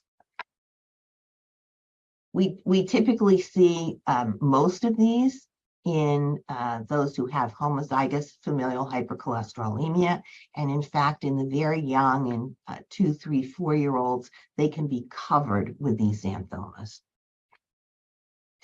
So what about our current guidance on lipid screening in children and adults? Well, the NHLBI expert panel, the AAP, so the American Academy of Pediatrics, and the AHA, ACC, and multi-society guidelines strongly recommend that we have selective screening of children with a family history of cardiovascular disease, or FH, as early as 2 years of age. So if a parent comes in and says, you know, you get a family history and the parent says, oh yeah, I've had high cholesterol since I've been in my teens, or known about it since I've been in my teens or 20s, or there's a family history of premature or precocious cardiovascular disease, so less than the age of 55, think about getting those children screened as early as 2 years of age. Because if they have familial hypercholesterolemia, they have had elevated lipid levels when they were in the womb. And so you will find, even if you got cord blood at birth, you would find that those lipid levels will be higher than what you would expect. And typically we would see a level of LDL of about less than 35 in a newborn. Universal cholesterol screening otherwise is recommended between the ages of 9 and 11. You want to get them before they go into puberty, because what happens is you have higher LDL levels. Then they go into, right before they go into puberty, they take all of that cholesterol and they use it for the hormones of adolescence, and you may miss FH. Just because their lipid levels are lowered. And then once they are in full-blown puberty, then those levels will increase again. Once you've done screening between the ages of 9 and 11, you want to repeat the screening between 17 and 21 years of age.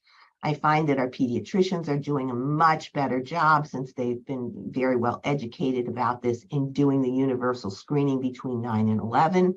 But oftentimes kids get out on their own, and between the ages of 17 and 21, this is missed. Now, at the current time, the USPSTF, so Preventive Care, the preventive organization, and the American Association of Family Practice have made no recommendations for or against routine screening for lipid disorders in children and adults. Or children and adolescents, beg my Sorry about that. Okay. All right. So why, if we have these recommendations, why are we missing FH? Well, with medical personnel, there could be a lack of awareness. They just don't know. There are conflicting recommendations from the U.S. Preventive Services Task Force, as we have said. There's an incomplete knowledge of the family history. And finally, there may be a resistance on the parents' part to screening children for hyperlipidemia. They're like, well, what are we going to do about it at such a young age? And the problem with having a delayed diagnosis is that you miss the opportunity to start life-saving therapies.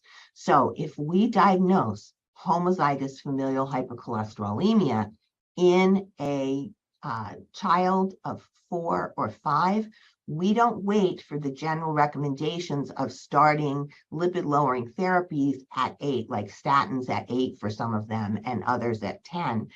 We initiate statin therapy right then and there. Okay, so diet and exercise is nice, but it's really not going to have an impact. The sooner you start treatment, the lower your risk is of a primary cardiac event.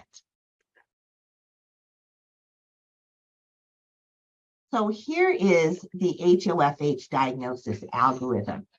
Okay, so you have a patient who you suspect may have homozygous FH. You look at their LDL cholesterol and you say, it's certainly above 400, 450, and there may be a family history of early heart disease. So you suspect them and you rule out secondary causes of high LDL cholesterol. So patients should have thyroid testing done. You should make sure that there's not any renal disease. So is there proteinuria? And yes, there have been individuals who have presented in our clinic who come in and they have high LDL levels. Now, certainly not as high as you would think with HoFH, but certainly high. And we take a look at their thyroid and it's grossly out of whack. We send them to an endocrinologist. They get started on some levothyroxine. It normalizes, and then we check them again. So if you suspect the person has HoFH and you have ruled out secondary causes of high LDL, then you can diagnose them. You can diagnose them clinically or by identifying with FH variants, looking for FH variants or doing genetic testing. So one of the ways that we use to diagnose patients clinically is by using the Dutch lipid score. Dutch lipid scoring is very prevalently used in the United States. If we suspect familial hypercholesterolemia, meaning the patient has a high LDL level, then we look at the family history and we give them a diagnosis of definite, probable, possible, or unlikely. And it's a scoring system. So if you have a score of greater than 8, you definitely have familial hypercholesterolemia. So what are the things that you get points for? If there's a first-degree relative who has premature coronary heart disease or vascular disease, or if a first-degree relative has an LDL cholesterol that's above the 95th percentile, if there's you get a couple of points if there are tendon xanthomas or premature corneal arcus. Premature corneal arcus is less than the age of 45 because we're going to find corneal arcus in our elderly folks. So you get points for that. Get points for whatever the individual's LDL cholesterol is, and then if they have physical findings. And again, like I said, if their score is greater than 8, they have definite FH. If they've had genetic testing, that gives them, and they have, it's positive, certainly that gives them a score of 8 right there. Okay, so then we can then go ahead and do genetic testing as well. No matter whether you've diagnosed HoFH clinically or via genetic testing, you would refer these individuals to a specialist lipidologist. That does not necessarily mean a cardiologist, because there are a lot of cardiologists who are just not well equipped to treat HoFH. They can get them started, but then sending them to a specialist would be the best thing to do. You provide patient education, and then you initiate cascade screening for family members of those who have FH. And no matter what, you diagnose them, and then you begin to reduce their LDL cholesterol levels.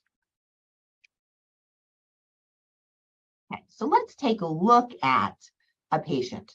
This is a 19-year-old woman. She has a medical history of having been identified with an LDL cholesterol of 560 at the age of 17. Her HDL was on the low side at 40, and she had no prior cardiac events. When you listen to her, there's a high-pitched systolic ejection. She's currently taking a statin, and family history, you find out there's premature cardiovascular disease on both the maternal and the paternal sides of the family. Now, this young woman did not previously report a family history of cardiovascular disease. Okay, and she presents to your clinic with some chest pain. So now let's go to some polling questions. Based on the patient's presentation, what would be your next step? Would you repeat another lipid panel? Would you order angiography? Would you order an echocardiogram? And would you order genetic testing?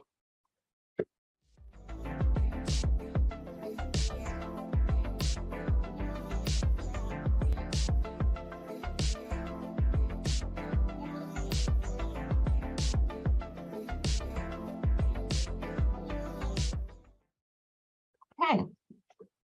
So by far, the highest answer was to order an echocardiogram.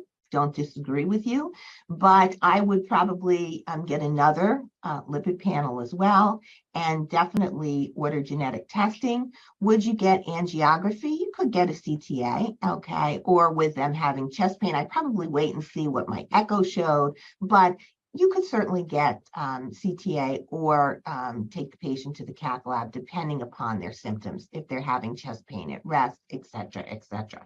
So any one of those would be acceptable. Okay. Why is genetic testing important for individuals with suspected FH? Is it to make the diagnosis, for guiding treatment, or to improve survival?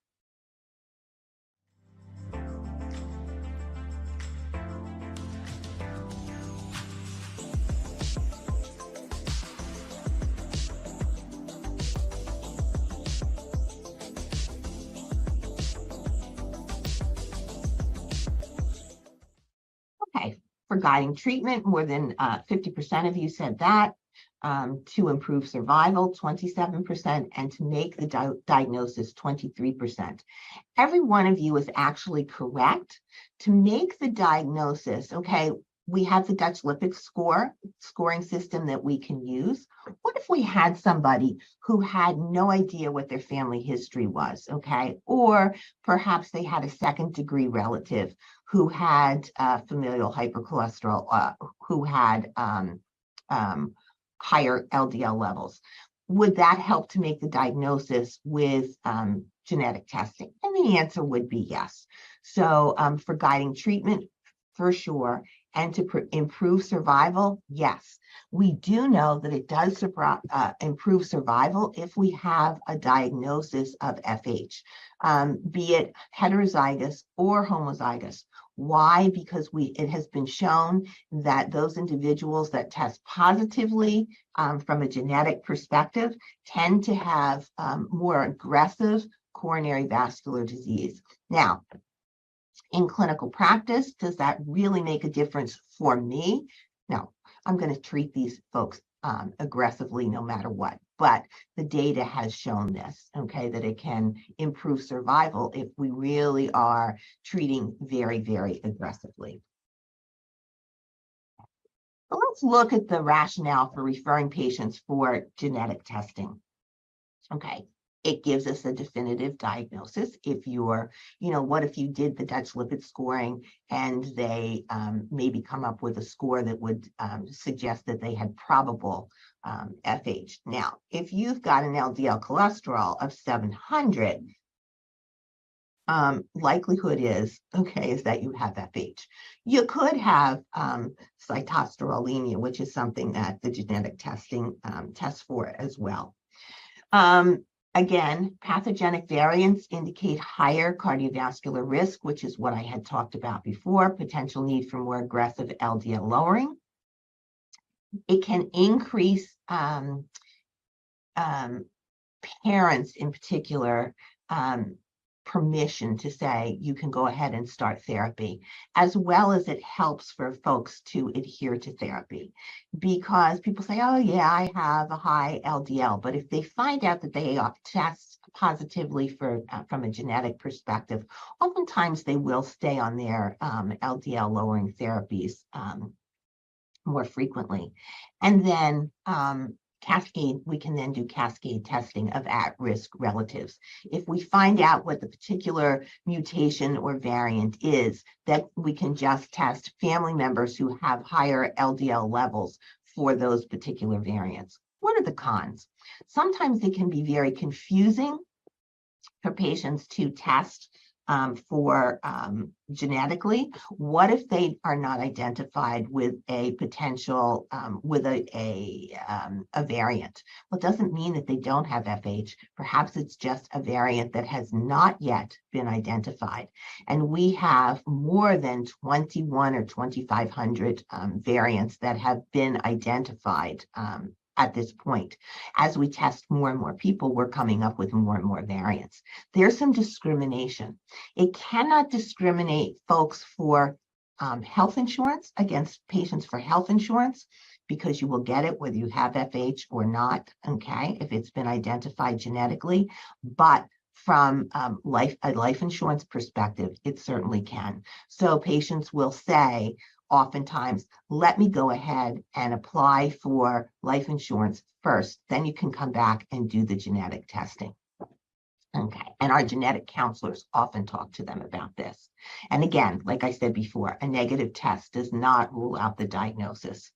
And the JACC Scientific Expert Panel recommendations says that FH genetic testing should be offered for patients with definite or probable FH and for at-risk relatives, as well as testing should include genes encoding for the LDL receptor, ApoB, ApoE, PCSK9, LDL-RAP1, which is an autosomal recessive gene, and cytosterolemia. And then other genes may need to be considered based on the patient's phenotype as well.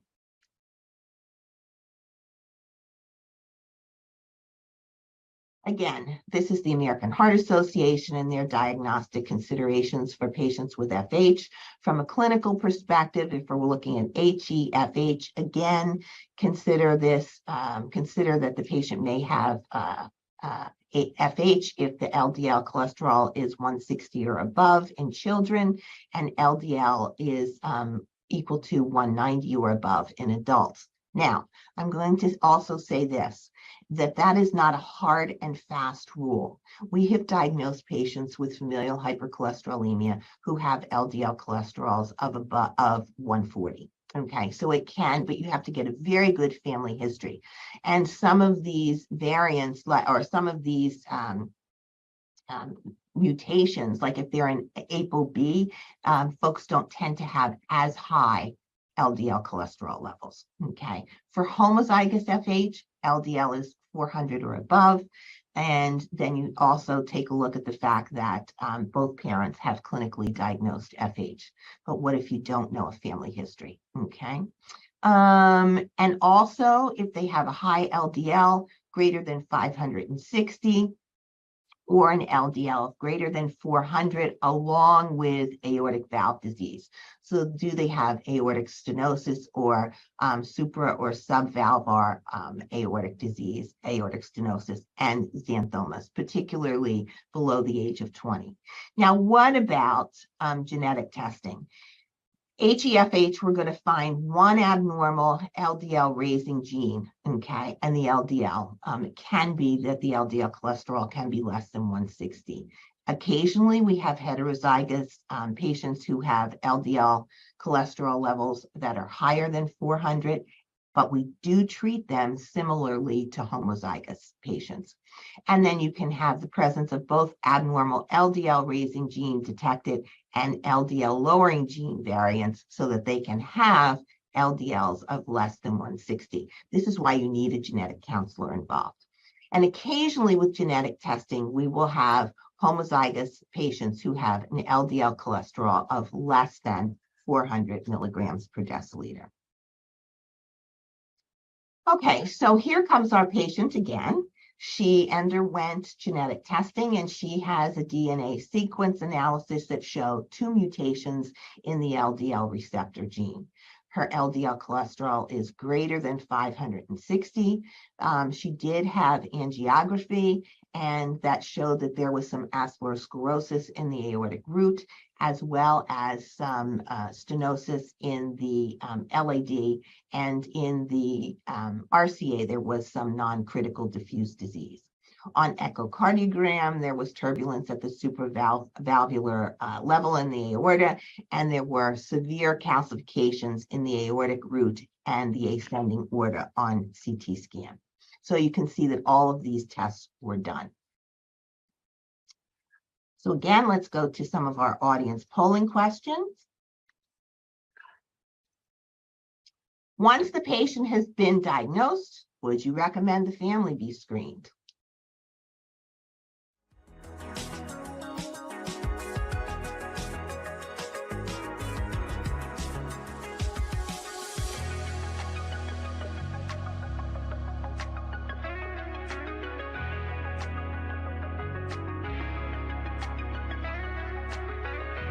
So the answer is overwhelmingly yes. Okay, we do want to have the family screened. Please don't let them leave your office after that first visit without talking to them about having family members screened.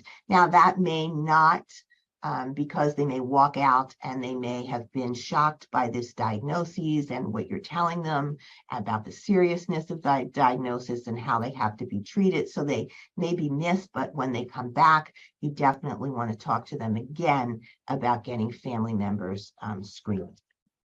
Screening for children is not just a total cholesterol when someone else has been diagnosed with FH, but it is a complete lipid panel. So a complete lipid panel. Okay. Cascade screening for FH is highly effective. It's recommended by both our national and international bodies, including the CDC. So that's a good thing.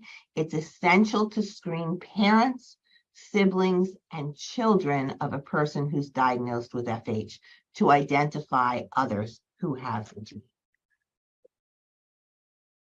And I want to tell you a little bit about how FH cascade screening and how it has typically been approached.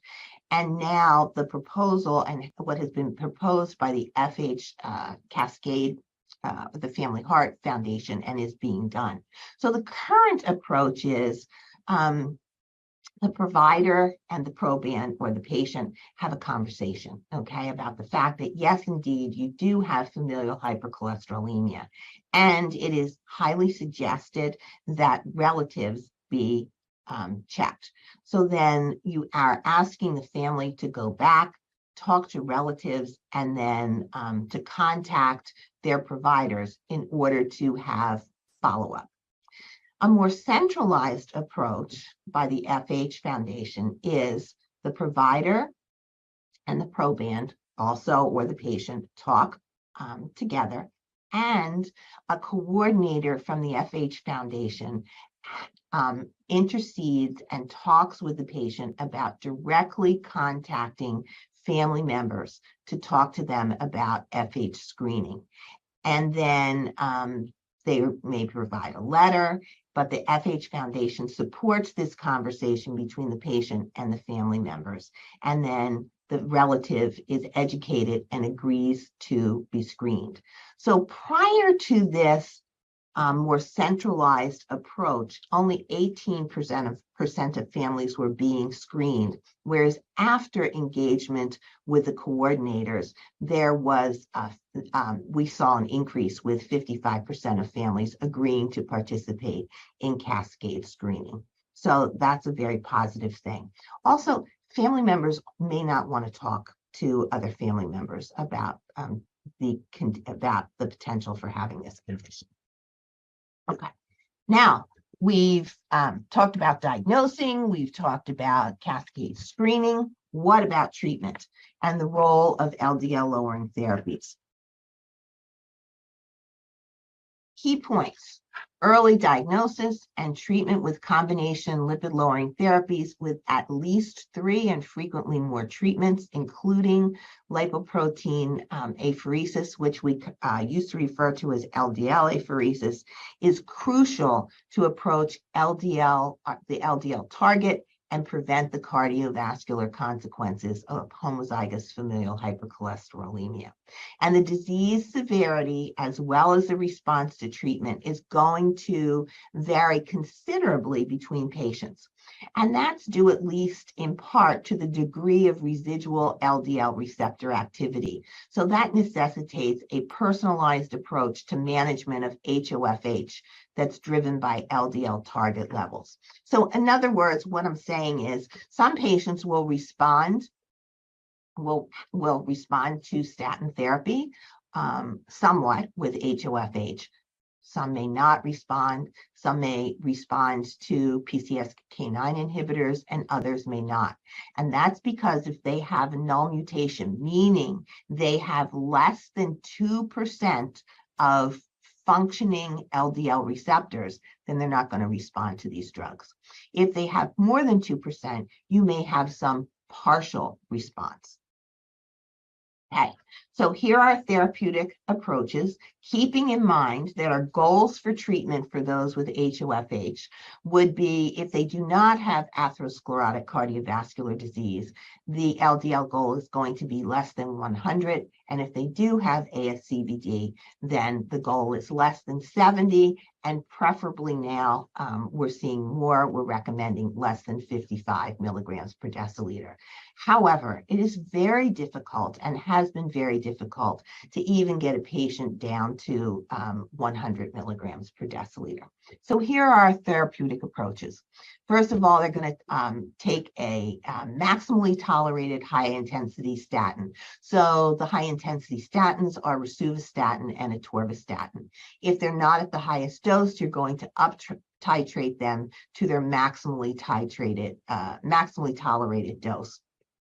Keep in mind, if the patient has not been on a statin, you want to give them the highest dose that you possibly can, because this is when you're going to get the most bang for your buck. Because if you start somebody off, let's say on 40 of atorvastatin, and they come back and their LDL cholesterol is not lowered to where they want it, to where you want it to be, and clearly it's not going to be with HoFH. If you then double the dose, you're only going to get an additional 6% LDL lowering. Okay, so what if they're not at goal? Well, you can add on ezetimibe. Ezetimibe is going to, in the HoFH patient, perhaps add on an additional 10% LDL lowering. And then you're going to add on a PCSK9 inhibitor. The PCSK9 inhibitor, again, requires an LDL receptor. And so if you get no response or minimal response, you're going to discontinue that. And then you would add on a newer medication like evinacumab, which is given every 4 weeks. If the PCSK9 is providing some decrease in the LDL, but LDL is not at goal, then you're going to add on evinacumab every 4 weeks. And then again, you can also add on lamidipine. We'll talk about that in a second, or LDL apheresis. So this is the way we usually approach this, and we move very quickly. We don't wait months in between to see what the results are going to be. In other words, you add on a therapy, maybe you wait 8 to 10 weeks, you get labs, and then you move on to the next therapy. Okay, so here are our standard lipid-lowering therapies. Again, talked about them. Statins, it's approved for patients, FH patients who are 8 to 10 years of age for HeFH, or upon the initial diagnosis with HoFH. And I do have to say, I have 4-year-olds who are taking 40 milligrams of atorvastatin, who we started them right away. Okay. Limitations, there could be myalgias or myopathy. There can be drug interactions, but the biggest limitation is that this depends on the patient having an intact functional LDL receptor. But we do know that statins reduce cardiovascular risk. Ezetimibe, side effects are rare, but they can also include GI effects.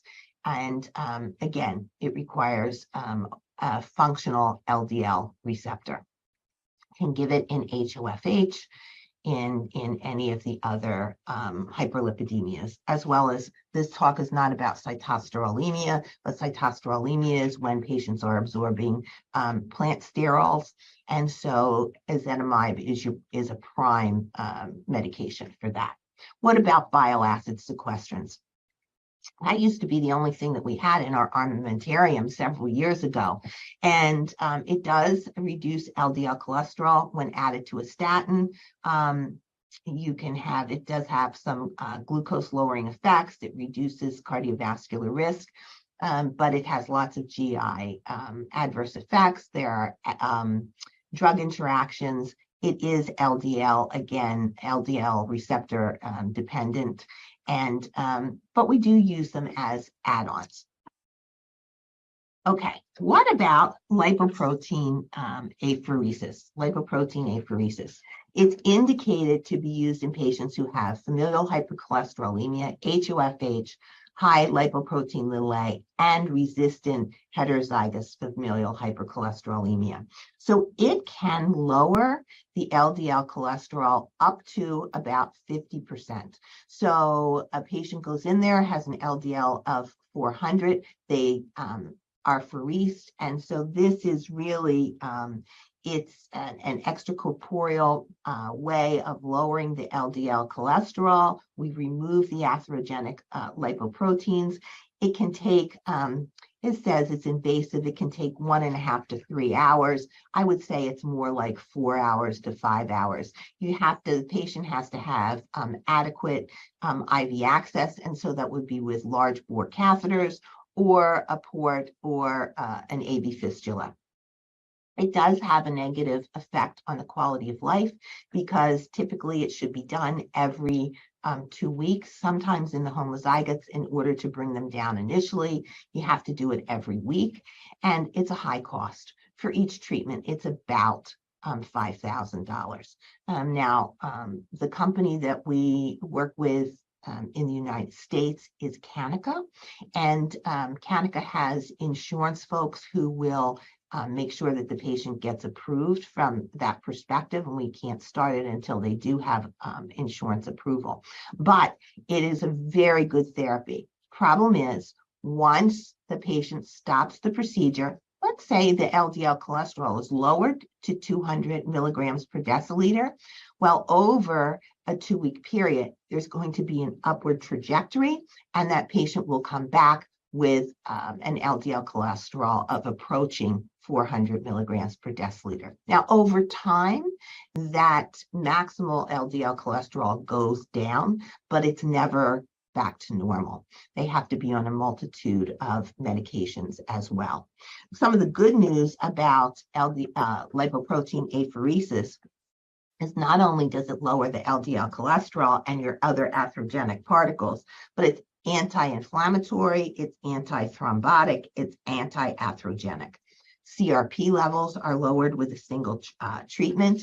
We do find patients who have angina their angina tends to decrease after treatment, and so it's a very good treatment. It's often underused.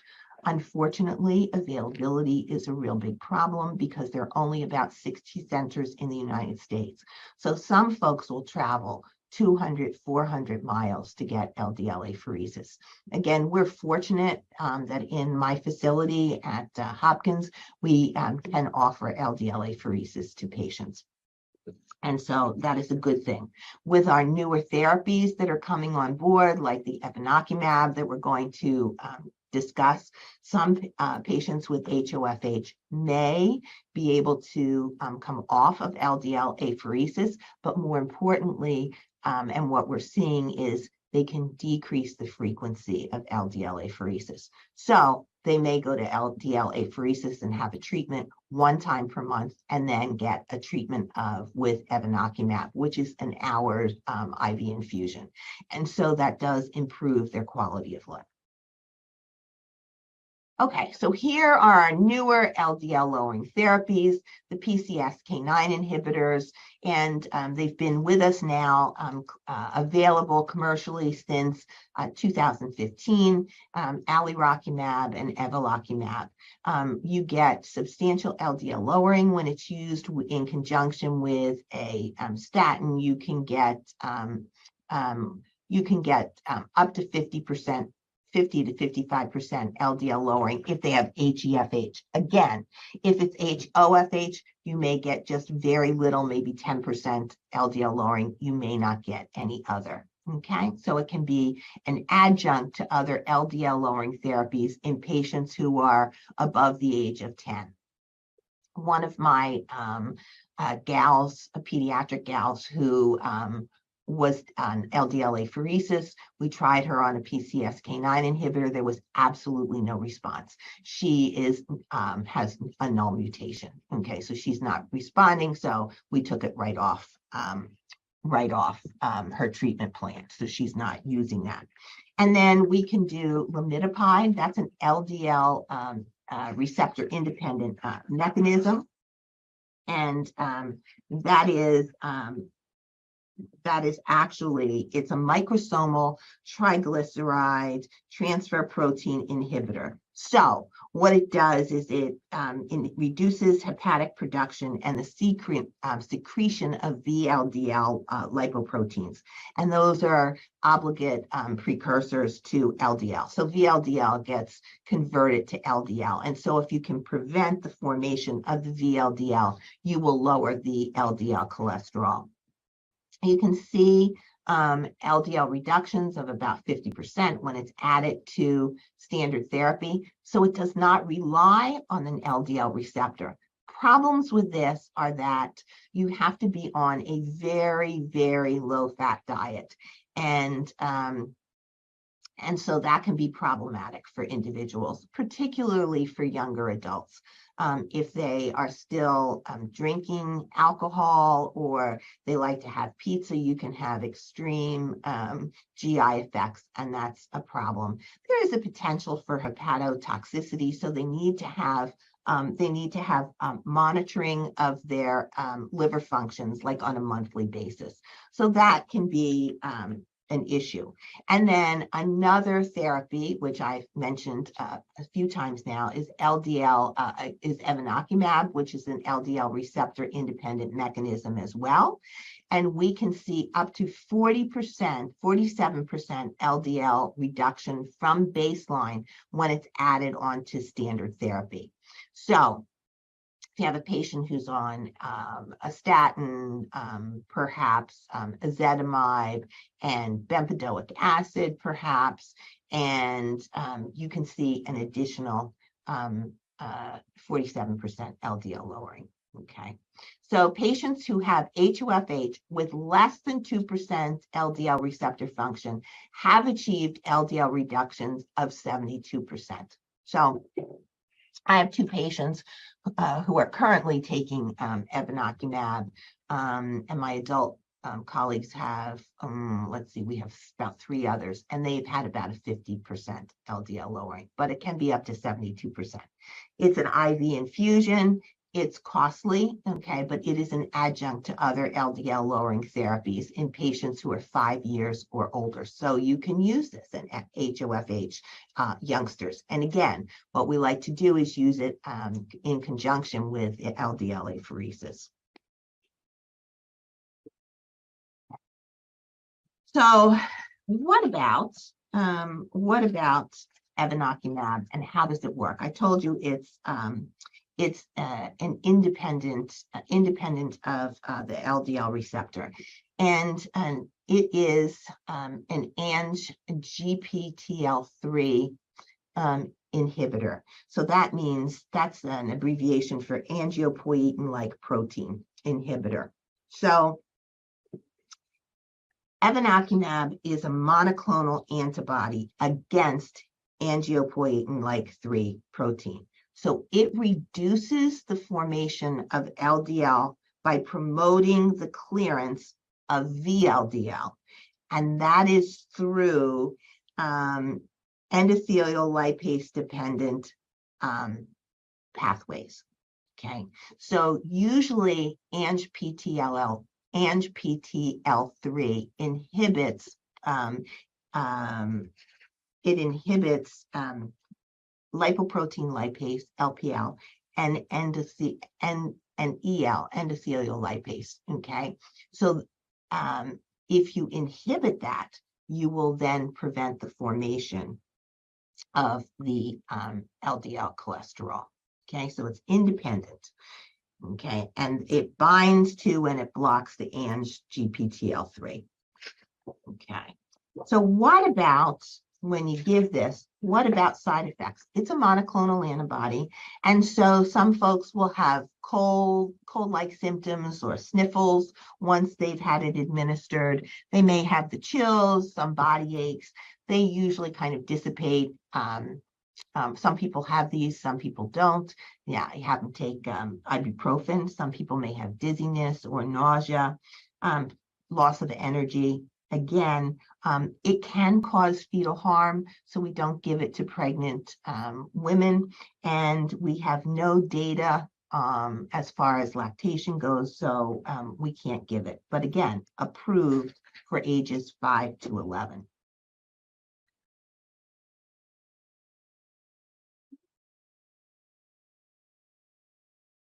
Slides to advance here. Okay. Okay. So what about the efficacy of evinacumab in patients with HoFH on maximal doses of lipid-lowering therapies? And this was done through the ELLIPSE therapy. So you can see patients who have, you can see what their baseline levels are with placebo. And if they got evinacumab, there was up to about a 47.1 LDL reduction versus a 1.9 increase in the LDL. Same thing with the absolute changes in the LDL level. So definitely we're seeing positive changes here.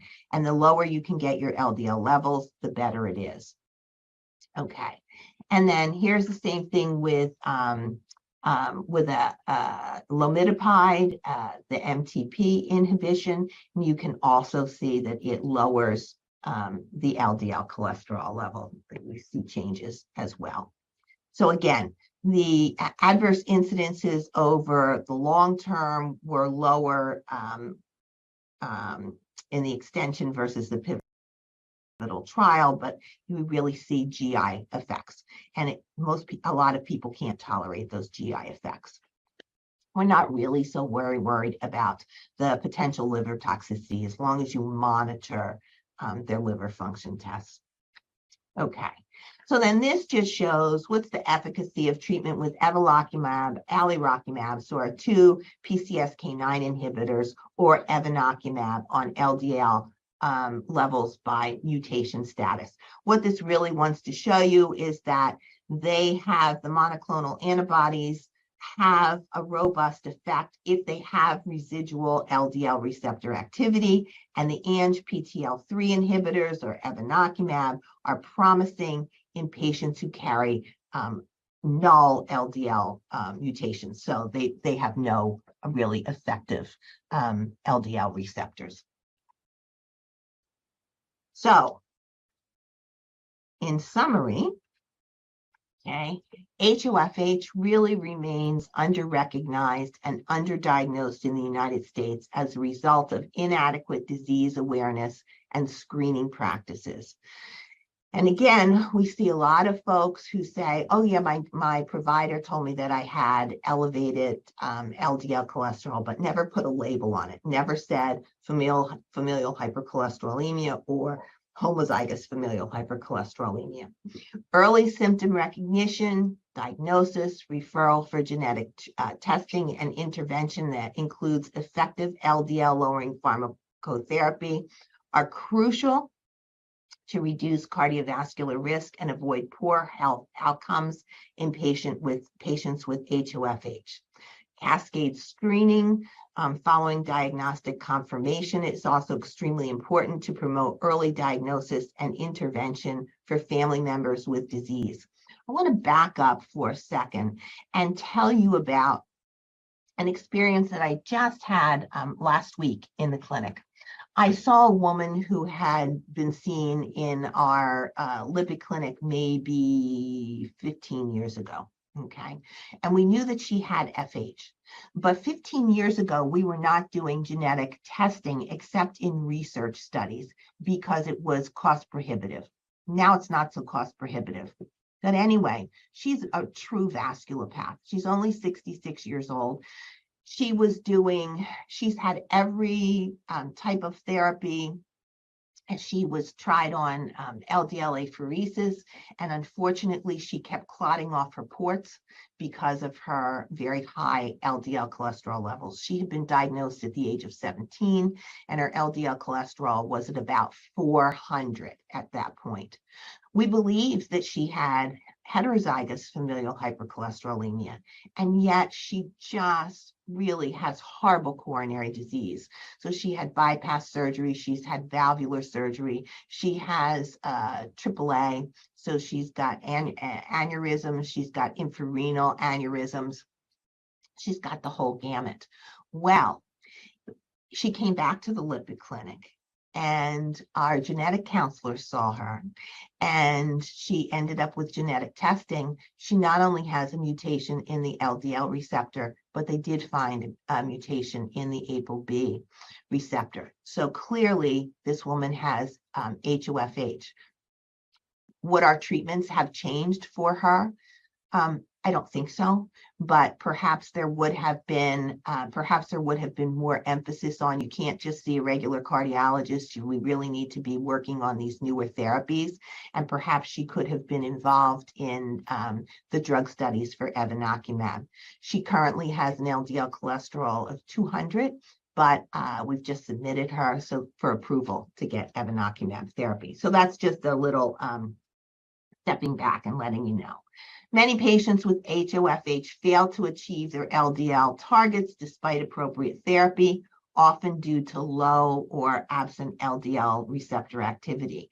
And now with the advent of the LDL receptor independent therapies, more patients with HoFH will be able to achieve their LDL goals and potentially alter the trajectory of the disease and significantly improve cardiovascular health outcomes. But we have to identify it, and we have to treat early, and we have to treat aggressively.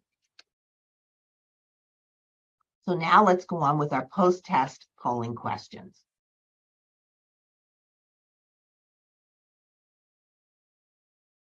According to recent estimates, what's the prevalence of HoFH in the United States? Between 1 out of 250 and 1 out of every 300 individuals, between 1 out of every 250,000 to 1 out of every 400,000, or between 1 out of 450,000 and 1 out of 600,000.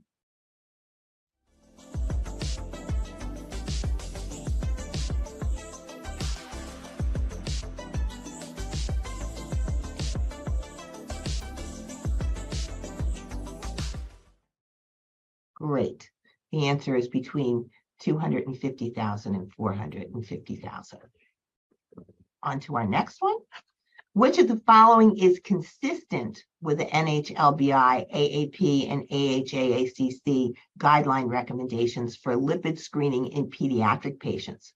Universal lipid screening of all children 2 or older, selective lipid screening of children 2 or older with a family history of cardiovascular disease or hyperlipidemia, or thirdly, selective lipid screening of children 12 or older with a family history of cardiovascular disease or hyperlipidemia.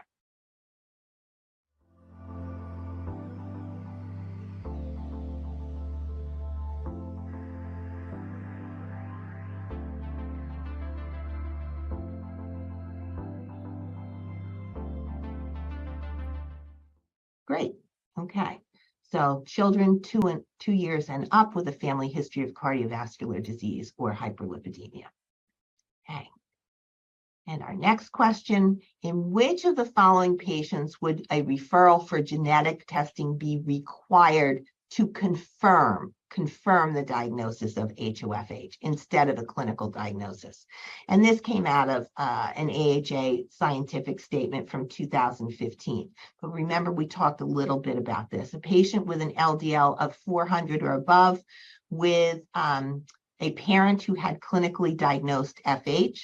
Secondly, a patient with LDL of 400 or above with xanthomas at an early age, so less than the age of 20, or a patient with an LDL of 500 or above with a second-degree relative with premature cardiovascular disease.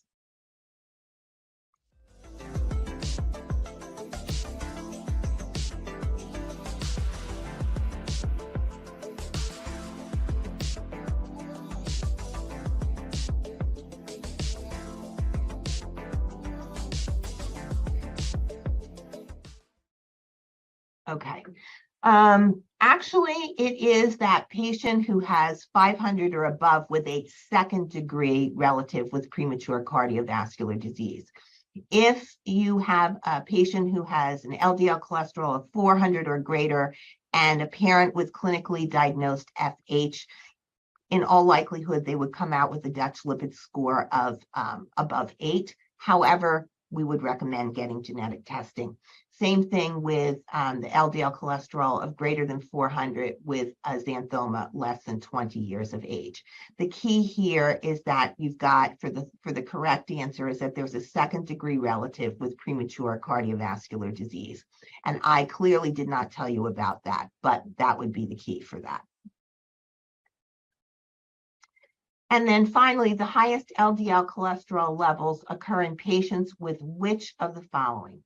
Patients who have virtually absent or impaired LDL receptor activity, patients with limited binding of LDL to LDL cholesterol to LDL receptor due to dysfunctional ApoB, or patients with accelerated degeneration of LDL receptor due to increased PCSK9 activity.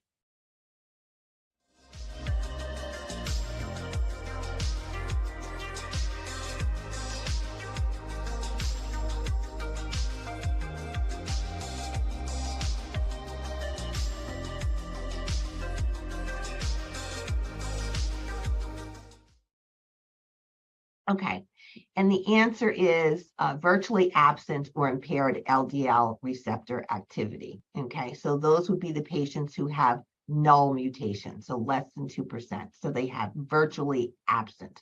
If you have limited binding to either an ApoB or PCSK9 or even the LDL receptor, you will have some response to therapy, and so you will have lower levels, but the highest levels are going to occur for individuals who do not have essentially any functional activity.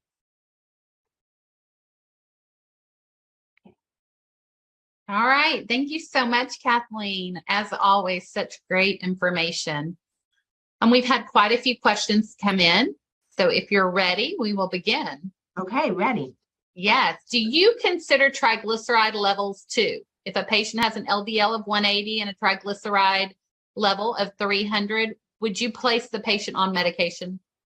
Okay, so this would, this patient, very good question. This patient could certainly have familial hypercholesterolemia, depending on age and whatever. But the triglycerides, so they could have FH.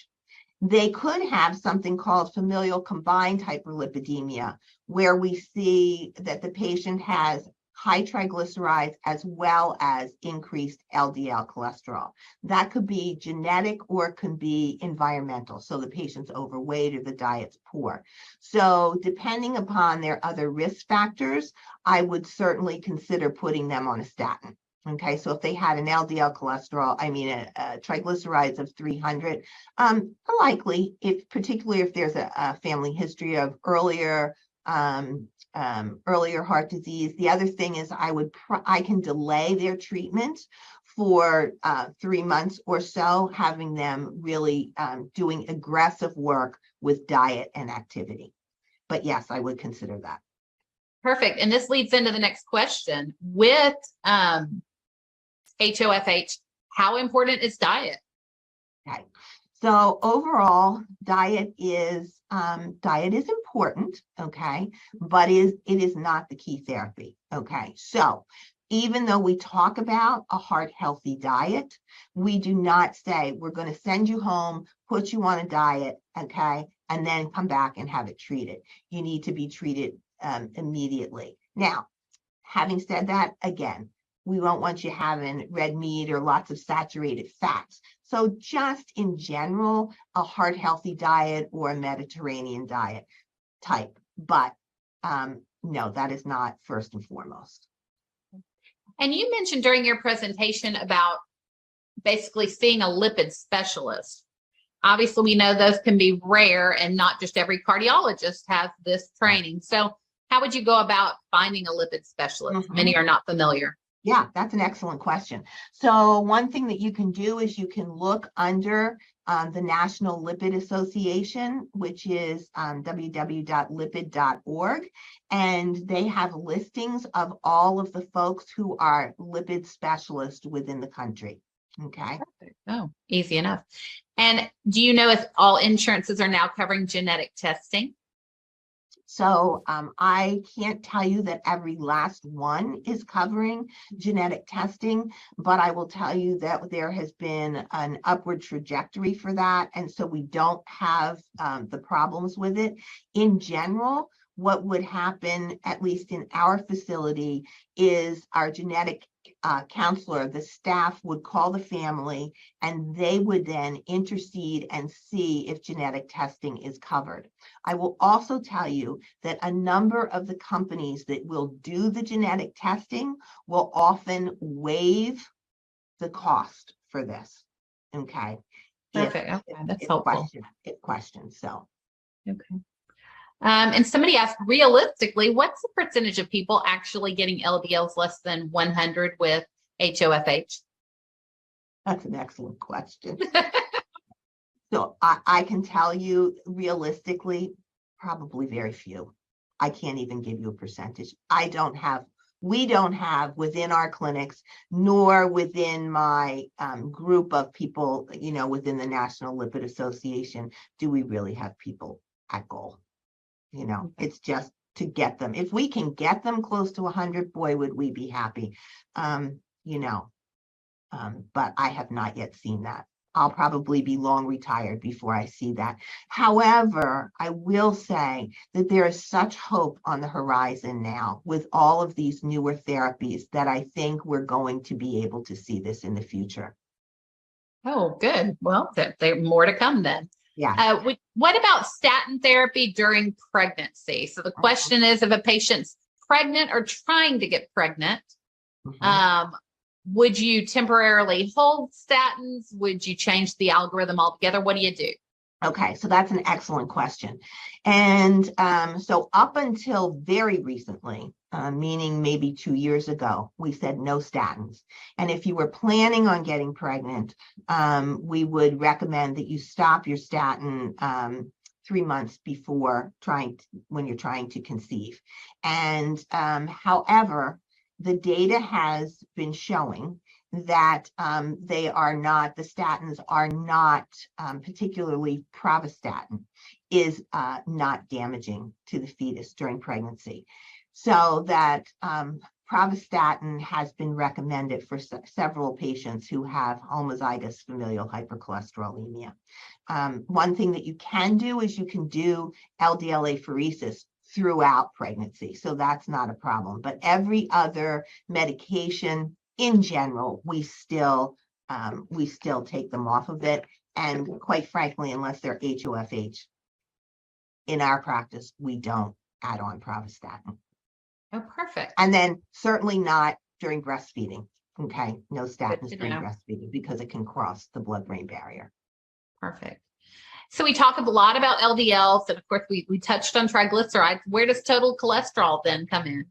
Okay, so actually the total cholesterol really just kind of gives you a snapshot into the fact that something else is wrong for the most part. Okay, so hone in on LDL cholesterol and triglycerides. Aside from familial hypercholesterolemia, some patients can present with a very high total cholesterol, and oftentimes it's because they have an unusually high HDL.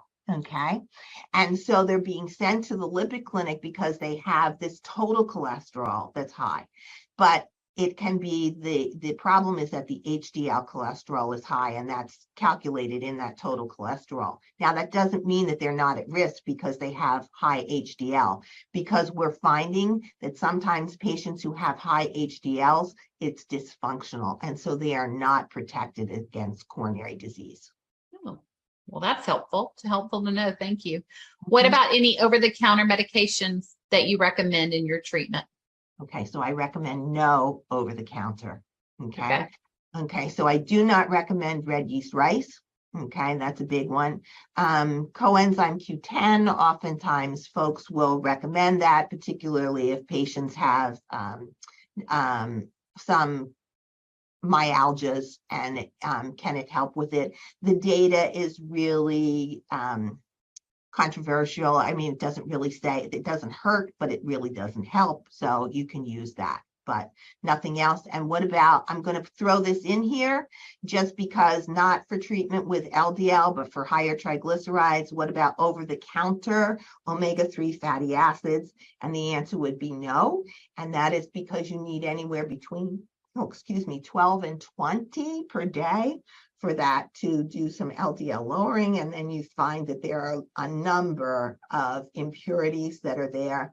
They sit on the loading docks and they become rancid as well. So do not recommend over the counter. If you're taking it for some other reason, people say that, for joint, some arthralgias, and you're taking one, that's not problem, but not from a lipid perspective.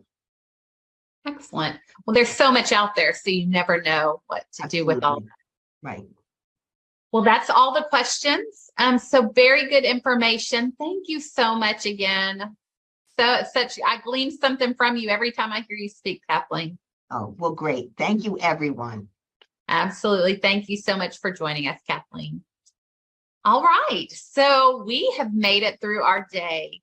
So on behalf of Integrity Continuing Education, myself and all the presenters, thank you so much for joining us. There will be a evaluation coming to you. Please do that. And we will be getting you your continuing education certificate to you soon. So thank you again for joining us on your Saturday, and have a great rest of your Saturday.